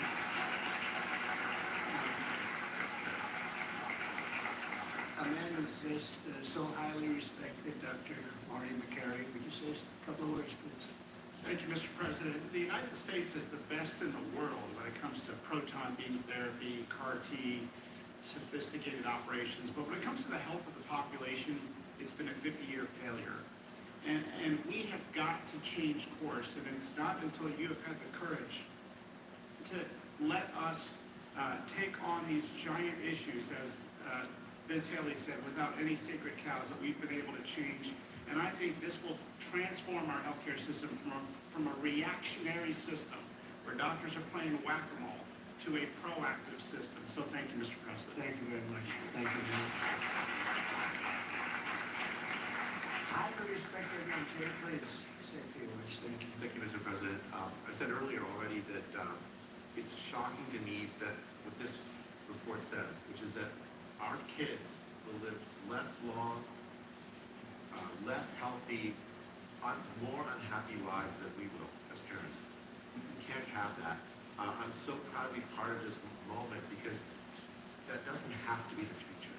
We can change things by doing excellent gold standard science, understanding the root causes of all these problems, reversing it. Mr. President, this is an enormously important moment because from this moment forward, we will reverse course so our kids will live longer than us, will live more healthy than us, and will be happier than we have been. Thank you very much. Thank you, Jay. Good job. I have to say, we have the greatest farmers in the world, and we love our farmers, and we want to pay respect to our farmers, and we always will. And we won the farmers by a lot in the election, and every election, all three elections, and we won by a lot. And I will never forget that. And they are foremost in our thought. And representing, I think the farmers better than just about anybody can do is Senator Roger Marshall. Could you say a couple of words, Roger, please? Mr. President, we're not tired of winning yet. Congratulations. What a week you've had overseas, one win after another, one big beautiful bill across the House floor this morning. You're the best closer in the game, and this is one of the greatest days of my life, professionally speaking, as well. And I just want to acknowledge my Maha mom out here as well, that my wife, Lena, was a Maha nurse and a Maha mom and a Maha grandma. Now, Lena, will you please stand up as well, my wife?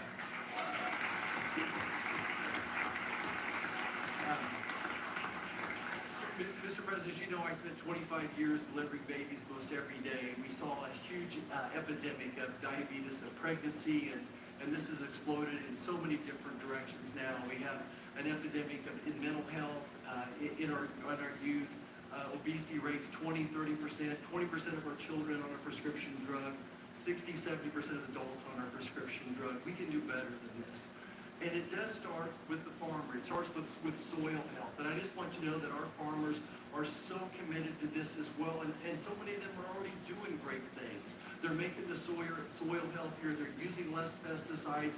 They're doing all the right things. It's going to take a little bit more effort and time to get everybody with those practices. But the American farmer and rancher were the original environmentalists, the original conservationists, and they'll be right here working beside us, and we appreciate your support of them as well. Thank you, Roger. Thank you.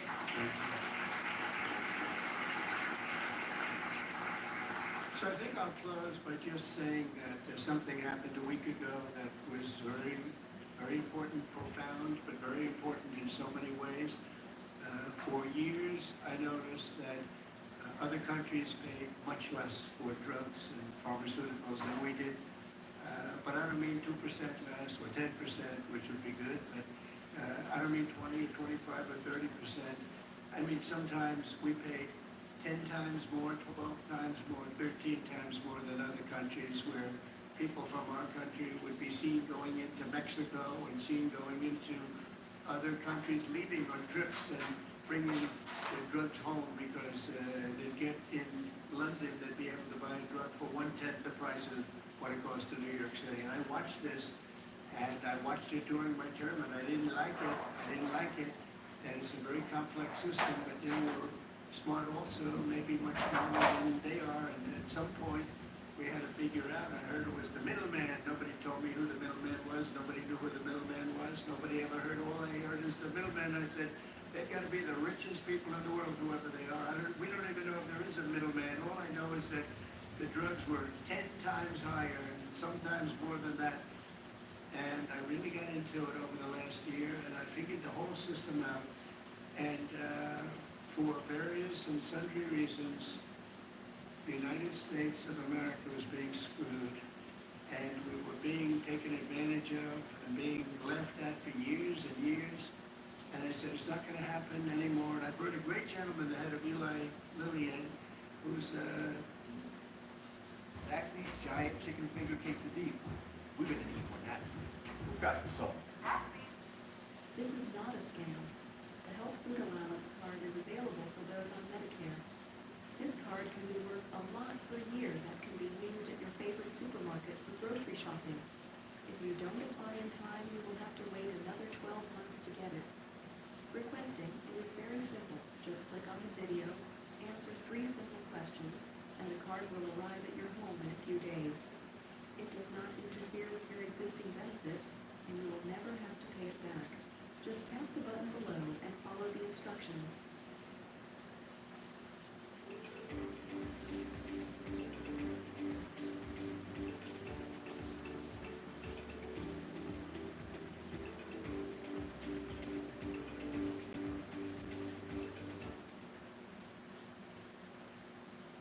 Great. He really is. He's great. He's done a fantastic job, and others also of the companies. And I have it out with him. I had debates with him, actually. And pretty much it was a debate that was impossible to lose. You had to be a real bad debater to lose that debate because they couldn't justify it. They tried to say, well, we pay for research and development, and the United States has agreed to pay for 100%. I said, why? Why are we paying? And by the way, that wasn't even the number because it's still way too high. You took all the research and development, but you have other countries that are a lot more vicious than us in terms of their representatives. And they'd set a price for a drug and they'd say, tell the United States to pay for the rest. We were subsidizing the whole world. And I said, we're not going to do that anymore. We've been a laughing stock for so many years. The last 4 years, we've been a laughing stock. I said it. We're a laughing stock, and now we're the most respected and we're the hottest country in the world. We're going to remain that way. We're going to do that with drug costs, too. And so I said, I'm going to do something that's a very unpopular thing to do with a small number of people, mainly the people that own the drug companies and others. And I'm not even blaming them, they were able to get away with it, but it was really other nations that took advantage of us because the drug companies were under their thumb. And they would say, this is what I'm gonna pay. And the European Union was right at the top of the list, let me tell you. We're gonna pay $20 for this and we're not gonna pay any more. And America would pay $240 for the same thing that they're paying $20. They said, tell America to pay for the rest. So for years they went along aimlessly and they did it. And I started making changes, and I'll never forget the end of my first term, which was very successful. We had the best stock market ever, we had the best economy ever of any president. We went up 88% in the stock market as an example, and I think 116% in one of the other indices. And we had, we're doing well, but this whole thing with the drug costs has always bothered me. And I started really studying it, and it's very complicated stuff. And I said, you know what? We are paying so much more, and I demanded favored nations. We're the biggest buyer, we're the best buyer, we're the most solid buyer, we're the one that paid for all of the research and development.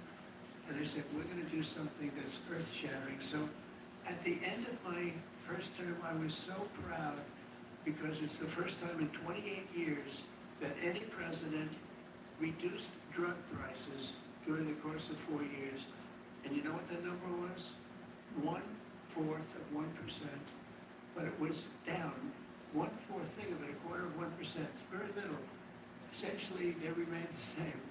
But I wanted to get it down, and I was so proud. I thought I was the greatest guy in the world. I took it down 1/4 of a percent, and I had news conferences. I was bragging. I'm the only one that did it 28 years. And then I said, that's not very much because we were still paying so much more. And I decided I've got to break the system. And it's the most powerful lobby in the world, the drug company. The most powerful they are, the most powerful. And I'm not saying bad, good, I'm not saying anything, but they have tremendous power over the Senate, over the House, over the governors, over everybody. And they spend more money, billions and billions of dollars. And I said, I don't care. I have to do what's right. And I declared a favored nations, most favored nations, where the United States from now on is going to pay the exact same price as the lowest price anywhere in the world. In other words, if you take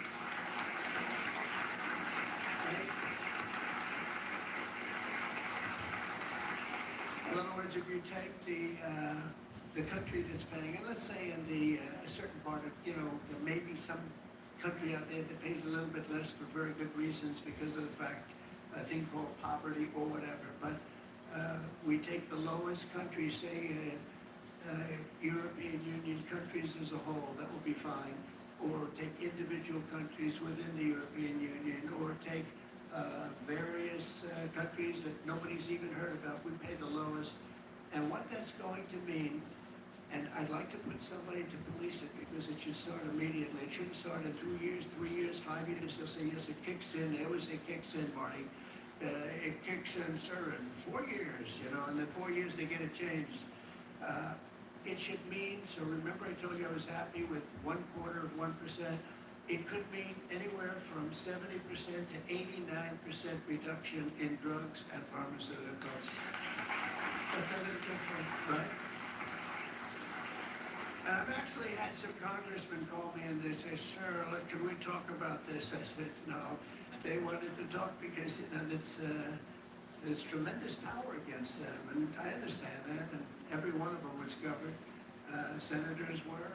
I see Roger smiling, and Roger probably was too, but you know what? He wants to do the right thing, right? He wants to do the right thing, and we're doing the right thing. We're taking advantage of, and forget the drug company, we're taking advantage of like other countries that insisted with the drug companies that they were going to pay X dollars. Now, we're not paying any more, and you're not doing business here. They were nasty about it. These people are almost sort of afraid of them. And we are going to now get a reduction in drug costs of up to 89% in some cases, but 50% would be a bad number. So think of that, 50% versus 1/4 of 1%. Think of that, 85, 89, 91, 72%. It's going to be massive numbers. It's going to be incredible for Medicaid, incredible for all forms of healthcare, Medicare is gonna be, it's gonna have a huge impact, so big that nobody can calculate it. I mean, this thing could drop by 25, 30%. The drugs are a very big part of it, right? So very big part. So it'll affect everything. It'll affect your whole life. The amount of money you're gonna be saving is gonna be incalculable. Nobody can believe I had the courage to do it. I don't think it's courage. I think it would have been courage not to do it. I tell you what, not to do it would have taken far more courage because I was tired of it. And I was listening to these guys, and they are, they make a lot of money every year, millions and millions of dollars a year. And I agree, because at the beginning, because of the complexity, you'd walk out of a room, you'd hear them talking, and, they almost convince you that it's a great system, it's a wonderful system, even though we were paying 10 times more. That's why they make $30 million a year, because they were good, but not any longer. And one of them just threw up his hands after I was just pounding on him, and he said, I can't do it anymore. It's the hardest thing I have to do is trying to justify this damn thing. I can't do it anymore. One of the biggest companies, I just can't do it anymore, you're right. And as soon as he said that, that was like incredible, because I understood exactly. He couldn't do it. He said it's the hardest thing he had to do is trying to justify why we're paying $200 for something and somebody else is paying $12. That is a neighboring country. Take Canada. I mean, people go up to Canada to shop because the prices are so much less, and it's not going to happen anymore. So we're going to take the lowest country anywhere in the world, and that's what we're going to be paying, and we'll be saving from 50 to 89%. And these are big, these are tremendous numbers. There's not going to be anything where we're paying 10 times more than somebody else. And one thing that is very important, and it's got to be implemented, it's done. I've done the order, it's done. We have to get somebody that's got a lot of strength and a lot of power, because you have to implement it, because these countries are going to go down fighting. They don't want this to happen because they're going to go up. Now, there are many more people involved in the world than there are here. So they'll go up a little bit, maybe 15, 20%, and we're going to go down 60, 70, or 80%. But they will fight the drug companies. The drug companies are very worried that they're going to fight, and that's okay. If they fight, we'll just say, that's okay. We're not going to let you sell any more cars into the United States, or we're not going to let you sell any more wine or liquor or alcohol or something that's actually much more important to them than the drugs. And we're going to be able to force that issue if we need to. They should do it. We're basically equalizing. They should do it. And the drug companies should do just as well. There shouldn't be a hit on their stock. I don't think it will be. It's basically, it's going to be the same amount of money, but it's going to be redistributed. And it's going to be redistributed, so they're going to pay a little bit more, we're going to pay a lot less. A little bit more because there's so many more. So, it's a bigger number. And so, Robbie, I'd like to ask you and Dr. Oz and Marty, perhaps, and Jay, and maybe representing the world's politicians, I can ask Roger, who's so great with this whole subject, if you would be very, very tough and very, very powerful in a sense. It's not easy. You're going to have to get this done. The drug companies are going to say, well, they won't do it, and maybe they won't. And if they don't do it, we're going to not do business with that country or those countries. But we're going to have to be very tough until it's totally stabilized and equalized. And Oz, I mean, I see your eyes are flaming because you've been talking about this for a long time, but you've never had anyone willing to do it. But I'm willing to do it, and I think it's going to go down as one of the most important things we've ever done because drug costs are going down. Think of it. Every year for 21 years, the costs have gone up, and now they're going down maybe by 85, 80. I'm telling you, 89% in 2 instances, 89% cut. Nobody's ever seen anything like it. So I'd like to ask Oz in particular, because you and I know each other. He's a very tough hombre, this one. He's tough as hell. And so if you can lead the group, and it's not going to be easy. You're going to have to get in and you're going to have to fight. If you do it, you can have, within a period of weeks, you can have drug costs that drop like a rock, okay? So you, as a group, I have great confidence, and if you don't do it, I am firing every single one of you. Good luck, guys. All right? Can you handle it?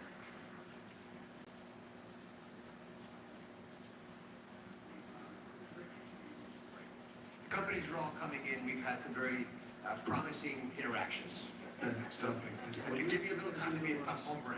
You'll do a great job, I have no doubt about it. Thank you very much. Any help, I will be there to help you, okay? For your part, you mentioned something that has not been discussed in the past. People have talked about drug prices in a silo and isolation, but when you start going to the countries where they give discounts to because they're getting beaten up there and you support these companies, they see a huge upside potential, and even greater than the numbers you mentioned. Right. They should be able to charge more than what they would historically have been tolerant of if they have the support of the U.S. government and you. And Secretary Kennedy is aware of all these discussions. Well, they were artificially low and artificially high. We were artificially high, they were artificially low. We're not gonna let that, and I think you're gonna be able to handle it pretty easily. But speed is very important, because we can do this immediately. This doesn't take 2 years, 3 years. It doesn't take a month. So do the best you can. Thank you very much. Thank you, everybody. Thank you very much. Thank you very much.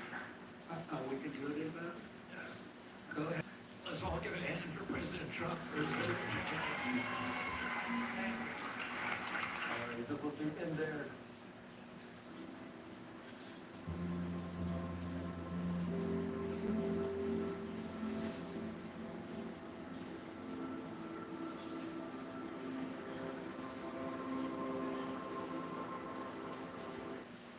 Rose Sparks are built differently than Viagra. Sparks dissolve under your tongue for results that kick in faster than pills. Plus, their powerful 2-in-1 formula includes tadalafil, so they last longer, faster, stronger, longer. See if Rose Sparks are right for you.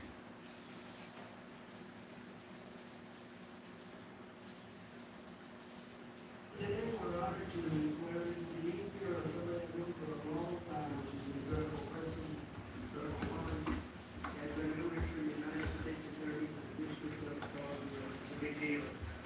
And I'd like to congratulate Janine and her whole family, and we have Christine with us, and Alex, I know, is in a very, very important place right now. And the 2 children, but they're not children anymore, and I've heard that Christine is doing wonderfully well, very successful, a great law firm, so it's great to have you with us. Thank you very much. Over 5 decades, Janine Pirro, known Indians as Judge Janine, has devoted her life to the pursuit of justice, the defense of freedom, and the fair, equal, and impartial rule of law. That's what she's about. She's a great DA. I remember her very well. She was better than anybody I've seen. She began a career in 1975 as an assistant district attorney in Westchester County, New York, where she prosecuted violent crimes, and that was a serious prosecution. And she went after real criminals, not fake criminals like we seem to do today nowadays. People that shouldn't be prosecuted, including rape, murder. And was a tireless warrior on behalf of the most vulnerable people in our society. In that role, Janine helped create one of our country's first domestic violence bureaus. I think it was the first, Janine. And as its chief, she revolutionized victim protection and bold, innovative policies like very few people even thought of. In 1990, Janine became the first female judge in Westchester County history. And following the year, by the way, very distinguished, had an unbelievable, distinguished career. And in the following years, she presided over numerous complex criminal cases. The reason they were complex is that other judges were not able to understand them. They were called the complex cases. My sister had them too. They always used to give her the complex cases because other people didn't understand them, including high-stakes felony narcotics trials. Her outstanding judicial record earned her the honor of being named the #1 judge in 1990 by the Independent Fund for Modern Courts. It's nationwide. Outstanding judge. The following year, Judge Janine was elected Westchester County District Attorney, became the top prosecutor for a jurisdiction that included some of the largest suburbs in New York City, including Yonkers and White Plains. It's a big deal. As District Attorney, Janine tackled high-profile violent crime cases and established one of the nation's most successful cybercrime units to combat online child abuse. She was way ahead of a lot of people. They still aren't there. You get like that from what I hear. They're still not there in many cases back there where we come from. In addition to her stellar legal career, Janine also excelled in news media as you know, and she's become one of the most beloved political figures through her time on television, because she's been very, very successful at thing called television. She got out of what she was doing, and frankly, she does them both great, but she's really, for me, she'll always be known as a great lawyer and a great prosecutor, which is what she's doing now. So Janine Pirro, I have no doubt, will be an exceptional U.S. Attorney for the District of Columbia, one of the truly most important positions in our country, of any position, where she will restore public safety in our nation's capital, break up vicious street gangs and criminal networks, and ensure equal justice under the law. You'll see very, very big improvements in the D.C. area that I can promise you. So I want to congratulate Janine, I want to congratulate you and Christine and your whole family on this undertaking. And as you know, Pam Bondi is doing an unbelievable job as our real leader in the fight against crime. And Pam heard about this, and Pam said, I'll have to find time for Janine. She doesn't have time to do this, but for Janine she did, and she's going to be doing the swearing in. So Pam, thank you very much for the great job you're doing and for swearing in our friend, Justice Janine. Good. Thank you.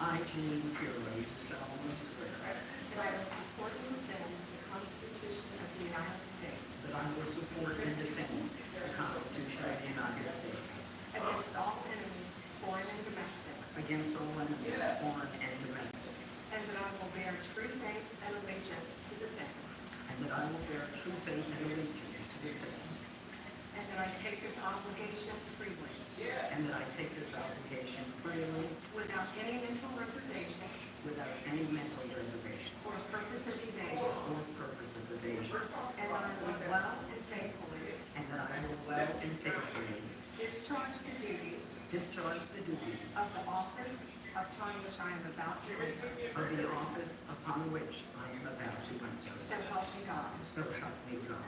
Congratulations.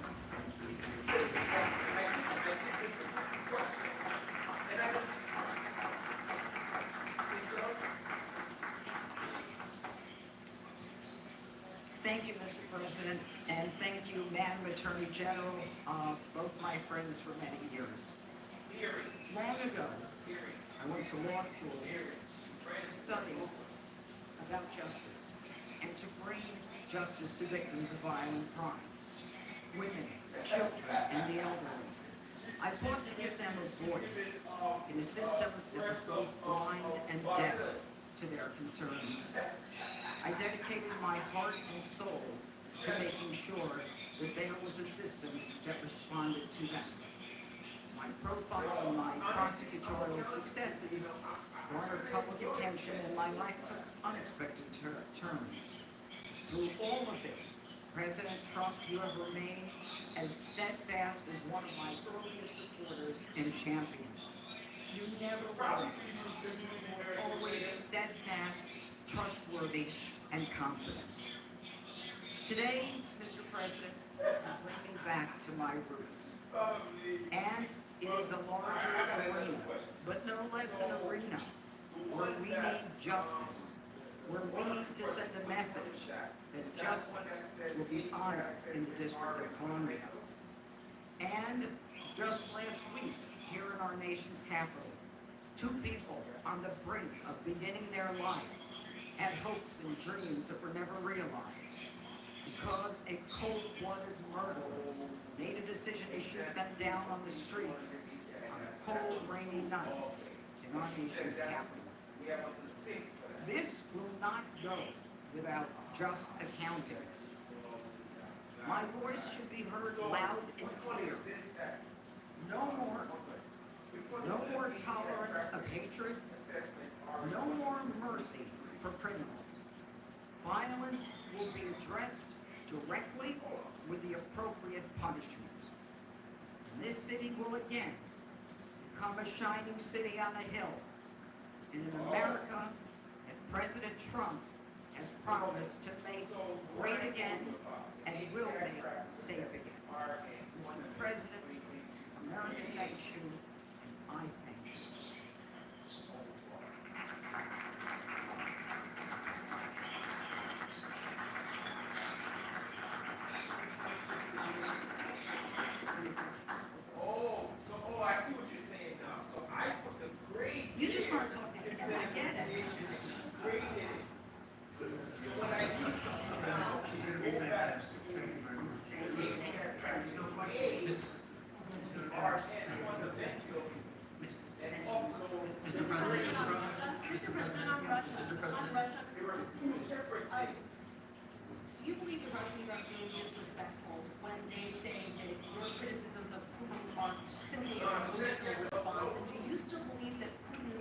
absolutely wants to? I can't tell you that, but I'll let you know in about 2 weeks. Within 2 weeks, we're gonna find out very soon. We're gonna find out whether or not he's tapping us along or not. And if he is, we'll respond a little bit differently, but it'll take about a week and a half, 2 weeks. We have, Mr. Witkoff is here, he's doing a phenomenal job. He's dealing with them very strongly right now. They seem to want to do something, but until the document is signed, I can't tell you. Nobody can. I can say this, that I'm very disappointed in what happened a couple of nights now, where people were killed in the middle of what you would call a negotiation. I'm very disappointed by that. Very, very disappointed. Yeah, please.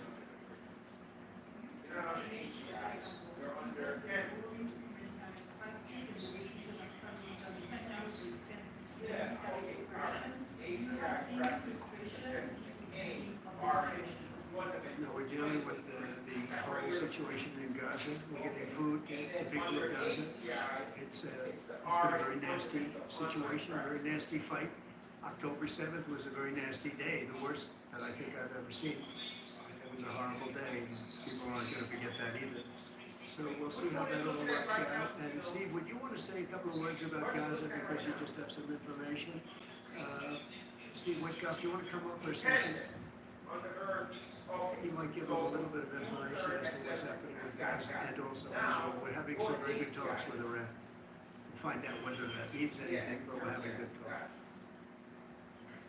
Now, it's the third one from the right. Hi, everybody. I think that we are on the precipice of sending out a new term sheet that hopefully will be delivered later on today. The president is going to review it, and I have some very good feelings about getting to a long-term resolution, temporary ceasefire, and a long-term resolution, a peaceful resolution of that conflict. So that's the one that's supposed to come right from the start.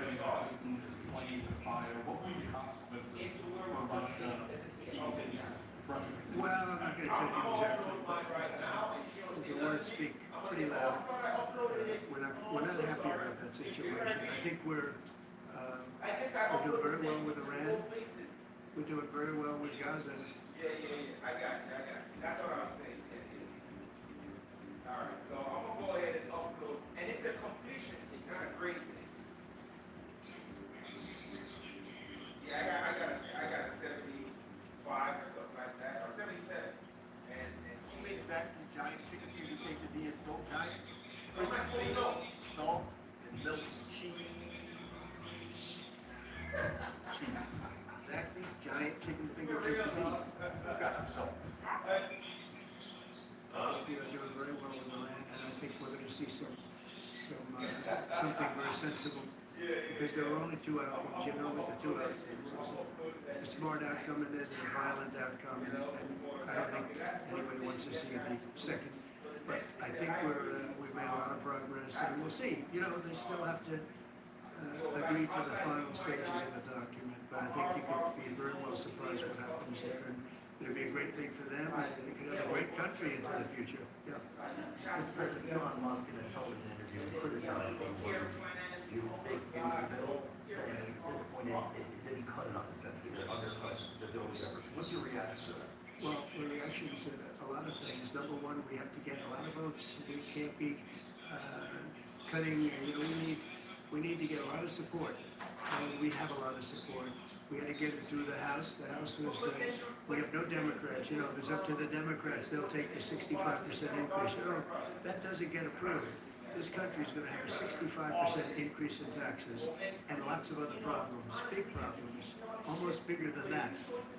But we'll have a 65% increase as opposed to the largest tax cut in the history of our country.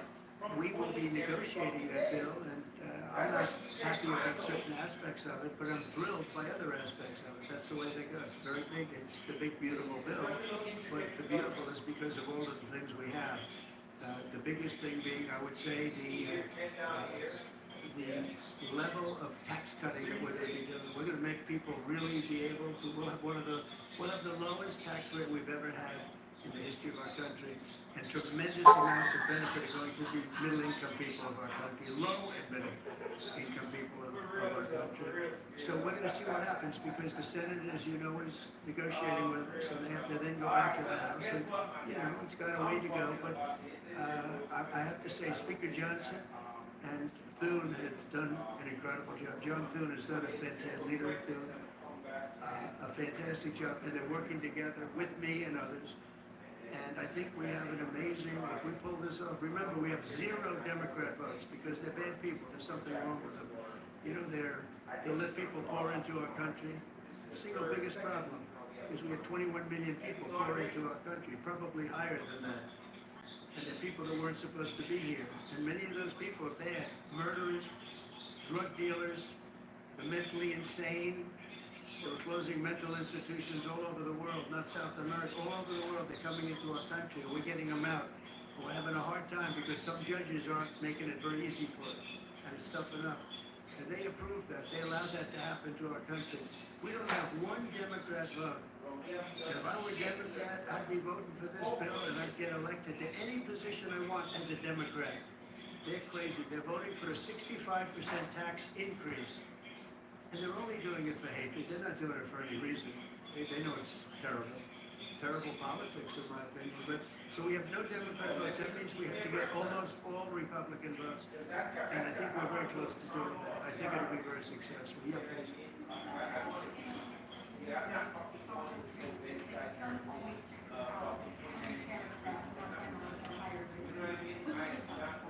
Kick out. Maybe because I reduced China from 145% that I said down to 100 and then down to another number. And I said you have to open up your whole country, and because I gave the European Union 50% tax tariff, and they called up and they said, please, let's meet right now, please, let's meet right now. And I said, okay, I'll give you I actually asked them, I said, what's the date? Because they weren't willing to meet. And after I did what I did, they said, we'll meet anytime you want. And we have an end date of July 9th. I told that chicken out because we have $14 trillion now invested, committed to investing, and Biden didn't have practically anything. Biden, this country was dying. You know, we have the hottest country anywhere in the world. I went to Saudi Arabia, the king told me. He said, you have the hottest country, we have the hottest country in the world right now. 6 months ago, this country was stone cold dead. We had a dead country. We had a country people didn't think was going to survive, and you ask a nasty question like that. It's called negotiation. You set a number. And if you go down, you know, if I set a number, a ridiculous high number, and I go down a little bit, you know, a little bit, they want me to hold that number, 145% tariff. Even I said, man, that really got up. You know how it got? Because of fentanyl and many other things, and you added it up. I said, where are we now? We're 145%. I said, ooh, that's high. That's high. They were doing no business whatsoever. They were having a lot of problems. We were very nice to China. I don't know if they're going to be nice to us, but we were very nice to China. And in many ways, I think we really helped China tremendously because, you know, they were having great difficulty because we were basically going cold turkey with China. We were doing no business because of the tariff, because it was so high. But I knew that. Don't ever say what you said. That's a nasty question. Go ahead. To me, that's the nastiest question. Wait. Go ahead, please. Go ahead.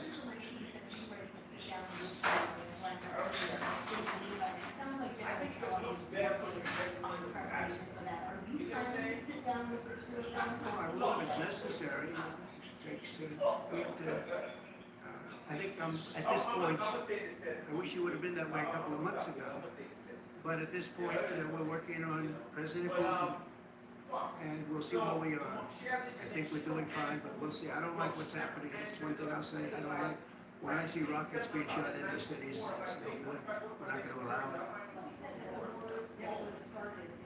Would it never happen, and it didn't happen.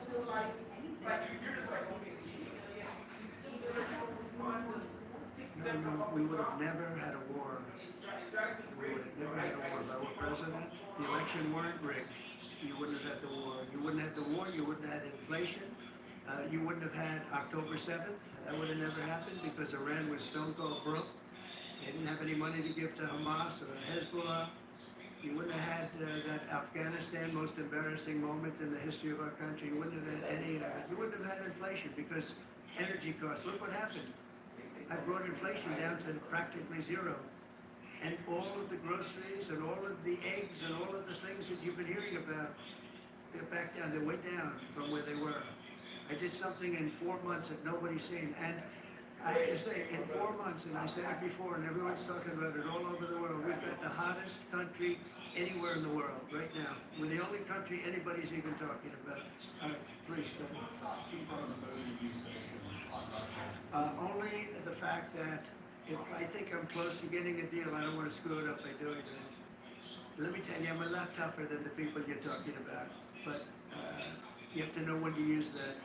If I think it's going to hurt the deal, this isn't my war. This is Biden's war, Zelensky's war, and Putin's war. This isn't Trump's war. I'm only here for one thing, to see if I can end it, to save 5,000 lives a week, and a lot of money.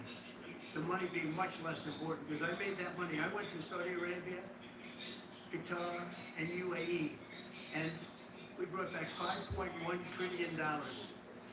So I made that money in about 2 hours, the money that we're talking about, but it's still think of it, $300 billion we've spent. With no checks, no balances, they just send cash. Are you looking to establish your business using an app other than your home? Well, at iPostal1, we can help with that. You took the leap and started your own company. Great. But you don't want to use your home address to register your business. It's unprofessional and unsafe.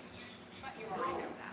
At iPostal1, you can get a real physical street address. Choose an address from thousands in our network and immediately upgrade to your brand image and protect your privacy. Unlike a PO box, you can also use it for business registration. We receive your mail and packages, and all you have to do is view and manage them with our app or online. It's as easy as that. Upgrade your business image and mail experience today. The digital mailbox from iPostal1.com. We're told positions like we're in ourselves,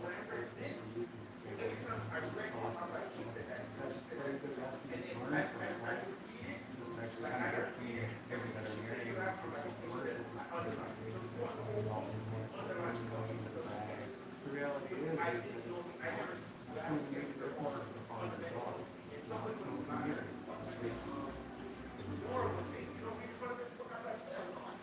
You can imagine what's happened to that money. I never saw anything like it in my life, but I'm more interested because I picked up $5.1 trillion, and by the way, got a beautiful, big, magnificent, free airplane for the United States Air Force, okay? Very proud of that too. They tried to say, oh, it's Trump's airplane. Oh yeah, sure. It's too big. It's friendly. It's too big, much too big. Well, it's here already. It's in the country. It's being refitted for military standard. Oh, I don't know. Whatever it is, a hell of a lot less than building a new one. We're waiting too long from Boeing. Boeing has got to get its act together. Yeah. Yeah. Nothing to do with TikTok. Totally different kind of a deal. We'll have to get, to do it properly, we'll probably have to get China's approval. China's never easy. China's never easy. But I think we'll be able to save TikTok. I'd like to save TikTok. I mean, TikTok was very good to me. I won the young people by 37%. No Republicans ever won, and I won by 37%. And Charlie Kirk will tell you TikTok helped. But Charlie Kirk helped also. Oh, he just happens to be here. Look at him. He loves that we mentioned that name, right, Charlie? He's done great, and I appreciate all the help. But with young people, we won by 37%, Charlie. And you helped, but TikTok was amazing. And he was the first one who said, get on TikTok. So I have a little bit of a warm spot. I know I shouldn't. They'll say, quid pro quo. Put him in jail for the rest of his life. Quid pro quo. No, TikTok was very good to me. I won young people. I don't know if it was because of TikTok, but it was something happened. No Republican has ever won they call them young people.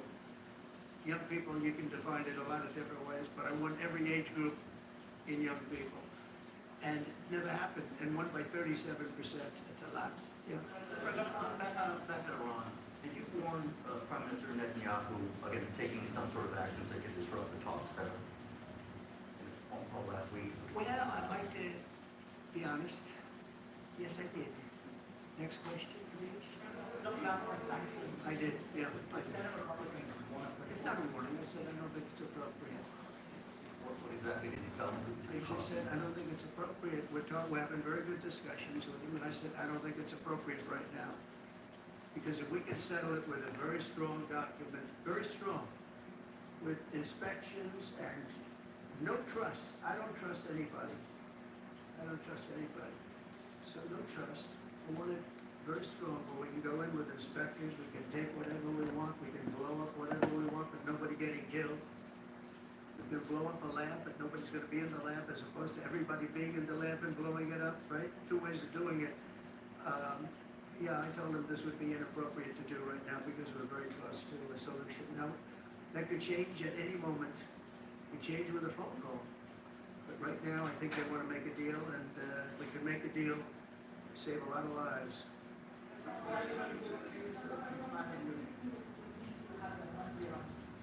On which? Oh, I don't know. I think over the next couple of weeks if it happens. Yeah. The administration resumed the interviews for foreign students visa. When do you think your administration will resume these interviews? On what? Foreign student visa. Yesterday there was the... For the French For visa? the foreign students. For foreign visas? What do you refer, foreign visas for what? Are you talking about for colleges? Okay, so you're off of Israel, now you're talking about colleges, right? Okay. Well, we're gonna see, look, Harvard has been a disaster. They've taken $5 billion plus. $5 billion, nobody knew that they were making this. If we didn't do this, we would have never found this out there. They're taking $5 billion. And I'd rather see that money go to trade schools. And by the way, they're totally anti-Semitic at Harvard, as you know, and some other colleges too, in all fairness to them. And it's been exposed, very exposed. And I think they're dealing very badly. Every time they fight, they lose another $250 million. Yesterday we found another $100 million. And they have, they have a fund, an endowment, $52 billion. All right? They get a lot of that from the United States. And I think it's ridiculous. I think this, everyone's coming up to me saying, we love the idea of trade schools. With that kind of money, and money from others, but money from them. You can have the best trade schools anywhere in the world. You give them to Iowa, Indiana, lots of good states, well-run states, and you give them the money, they can only be used for trade schools, and they'll teach people how to build motors and cars and AI, the AI, we're building plants, we're building hundreds of billions of dollars worth of AI plants, already started, many of them. We've never had a boom like we're having now. You're going to see it. There's never been anything like it. So we're up to about $14 trillion in investments. There's never been anything even close. You look at Biden, this guy, they have people leaving as opposed to investing. And they're doing it because of November 5th, and they're doing it because of the tariffs. The tariffs have been tremendous. I can promise you, and I have great respect for the people at the European Union, they wouldn't be over here today negotiating if I didn't put a 50% tariff. The sad thing is now when I make a deal with them, it's something much more reasonable. They'll say, oh, he was chicken. That's so unbelievable. I usually have the opposite problem. They say, you're too tough. On Harvard, there were some Jewish students protesting on campus yesterday. They said they don't want you making these huge cuts, cutting off student visas to Harvard in their name. Well, Harvard has to show us, Harvard has to show us their lists. They have foreign students, about 31% of their students are foreign-based, almost 31%. We want to know where those students come. Are they troublemakers? What countries do they come? And we're not going to, if somebody is coming from a certain country and they're 100% fine, which I hope most of them are, but many of them won't be. You're going to see some very radical people. They're taking people from areas of the world that are very radicalized, and we don't want them making trouble in our country. So I saw yesterday that in the middle of the UK, there was a nice young man. He wants to go back to school at Harvard, and he looked good to me, but I want to check his passport. We want to be able to see why, these countries aren't helping us. They're not investing in Harvard and all of we are. So why would 31%, why would a number so big? I think, number one, I think they should have a cap of maybe around 15%, not 31%. We have people who want to go to Harvard and other schools. They can't get in because we have foreign students there. But I want to make sure that the foreign students are people that can love our country. We don't want to see shopping centers exploding. We don't want to see the kind of riots that you had. And I'll tell you what, many of those students didn't go anywhere. Many of those students were troublemakers caused by the radical left lunatics in this country. I have one more question. President, Yeah, go ahead, please. will you pardon people who are accused of conspiring to kidnap Michigan Governor Gretchen Whitmer? I'm going to look at it. I will take a look at it. It's been brought to my attention. I did watch the trial. It looked to me like somewhat of a railroad job. I'll be honest with you. It looked to me like some people said some stupid things. You know, they were drinking, and I think they said stupid things. But I'll take a look at that. And a lot of people are asking me that question from both sides, actually. A lot of people think they got railroaded. A lot of people think they got railroaded. And probably some people don't. One more. Go ahead. Yeah. How long do you call them to Harvard? I don't know. I don't know. Harvard's got to behave themselves. Harvard is treating our country with great disrespect. And all they're doing is getting in deeper and deeper and deeper. They've got to behave themselves. You know, I'm looking out for the country and for Harvard. I want Harvard to do well. I want Harvard to be great again, probably. Because how can it be great? How can it be great when you have Harvard announced 2 weeks ago that they're going to teach remedial mathematics, remedial, meaning they're going to teach low-grade mathematics, like 2 plus 2 is 4. How did these people get into Harvard if they can't do basic mathematics? How did they do it? I mean, people with 1,600 on their boards don't get in, and they're letting people in, and they're bragging about how they're teaching them basic mathematics. Where did these people come from? So we have to look at the list, and Harvard has to understand the last thing I want to do is hurt them. They're hurting themselves. They're fighting. You know, Columbia has been really, they were very, very bad what they've done. They're very anti-Semitic and lots of other things. But they're working with us on finding a solution. And, you know, they're taking off that hot seat. Let me go. You're thinking about going to therapy. And as a therapist myself, of course I'm going to say that's a great idea. But first, let's talk about the things they don't tell you. First of all, you're going to say, like 300 times. Spoiler alert, your therapist doesn't like that. And how does that make you feel? Yes, they actually use this phrase, yes, we actually want to know that answer. Then there's crying. Like 1 minute you're talking about your race that you got at work, and then the next minute you're talking about how when you were 6 years old, your mom left you in the aisle of the grocery store because she went to the next aisle to get some milk because she thought that you were right there next to her. Come to find out, that's when your abandonment issue started. And homework, yes, there's homework. But here's the thing, by the end of it, therapy can actually make you feel better.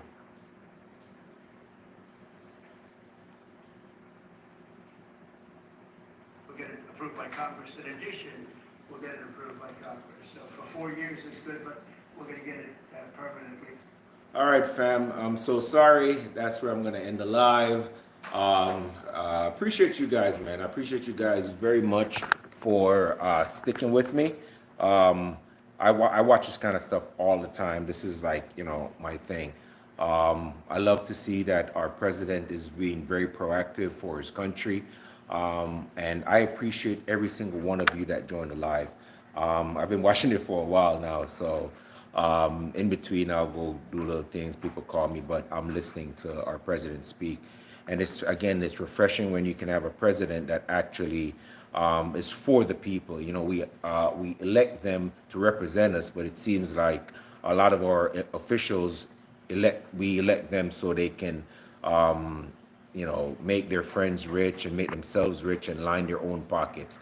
So it seems like it's been going on forever. Everybody knows that. I'm Jamaican, so that happens in Jamaica where politicians, are rich as hell, and they act like they know what the people go through when it's election time, and then when after election you never hear them. And it seems like that's what having Kamala Harris and Joe Biden was like. Joe Biden was an absentee president where you never saw him. It seems like they only put him out when he's on good behavior or when there's something important has to be said to the American people. President Trump is every and anywhere you look, he's there. He's everywhere. When you look for him, he's anywhere. If you look on TV, you can't scroll without seeing President Trump doing a rally. Even after the election, he's everywhere.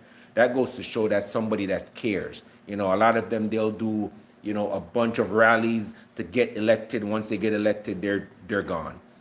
So I really like the fact that President Trump is actually a president of the people, where he's being transparent. And I say it all the time. Transparency, for me, if you have an employer or a president or the head of your job that can be transparent instead of lying to you every day, you're going to respect that person more. And, there's, again, like a lot of stuff that is said, but behind the closed doors of the president and his cabinet, they obviously they can't say it. But transparent enough to where they can give out certain information that they think the people need. I think President Trump tries his best to show the people his hand instead of hiding it like most politicians and then kind of pulling the rug from under your leg.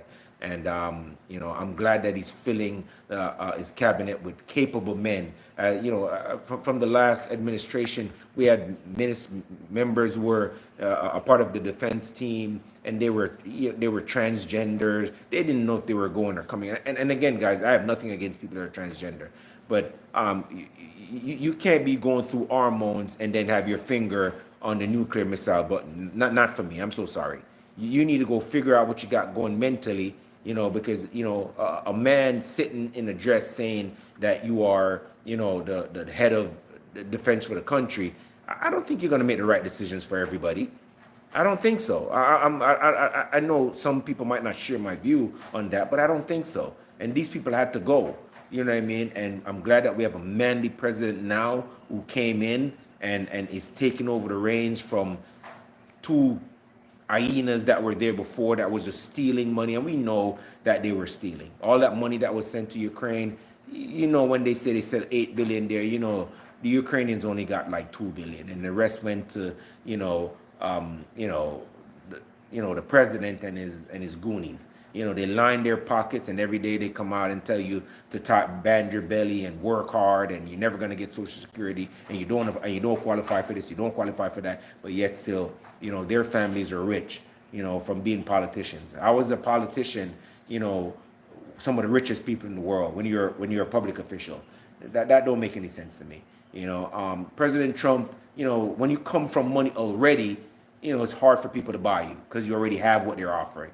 And I'm more willing to let a businessman run this country like a business than a person who never had money, who came into money and starts to stealing money. That's how I see a lot of politicians. They're incumbents, that they've been there for 20, 30, 40 years in politics. That just means you're a seasoned criminal.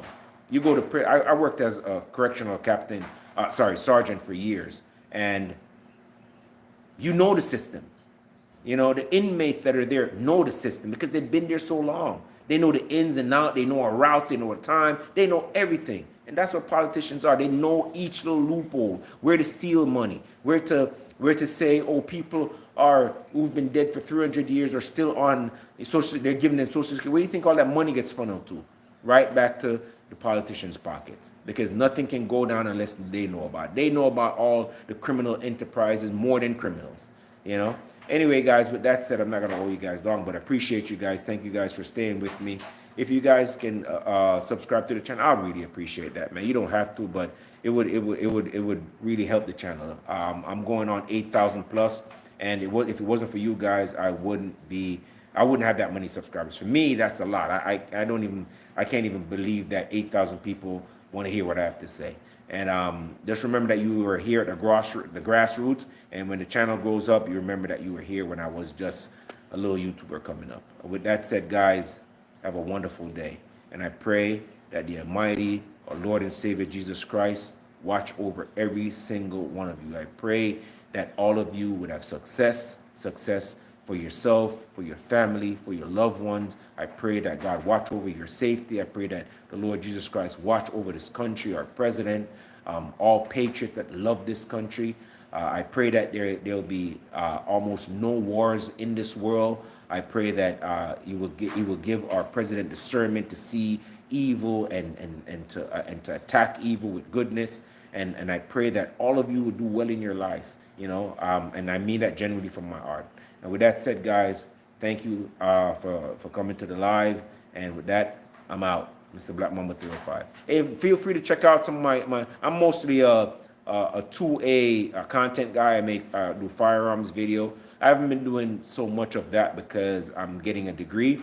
Well, a fourth degree, because I have a master's in criminal justice and political science, and I'm getting, and then a minor in history, and then I'm getting another degree. So most of the times I'm studying. I normally put this on when I'm doing my assignments and stuff.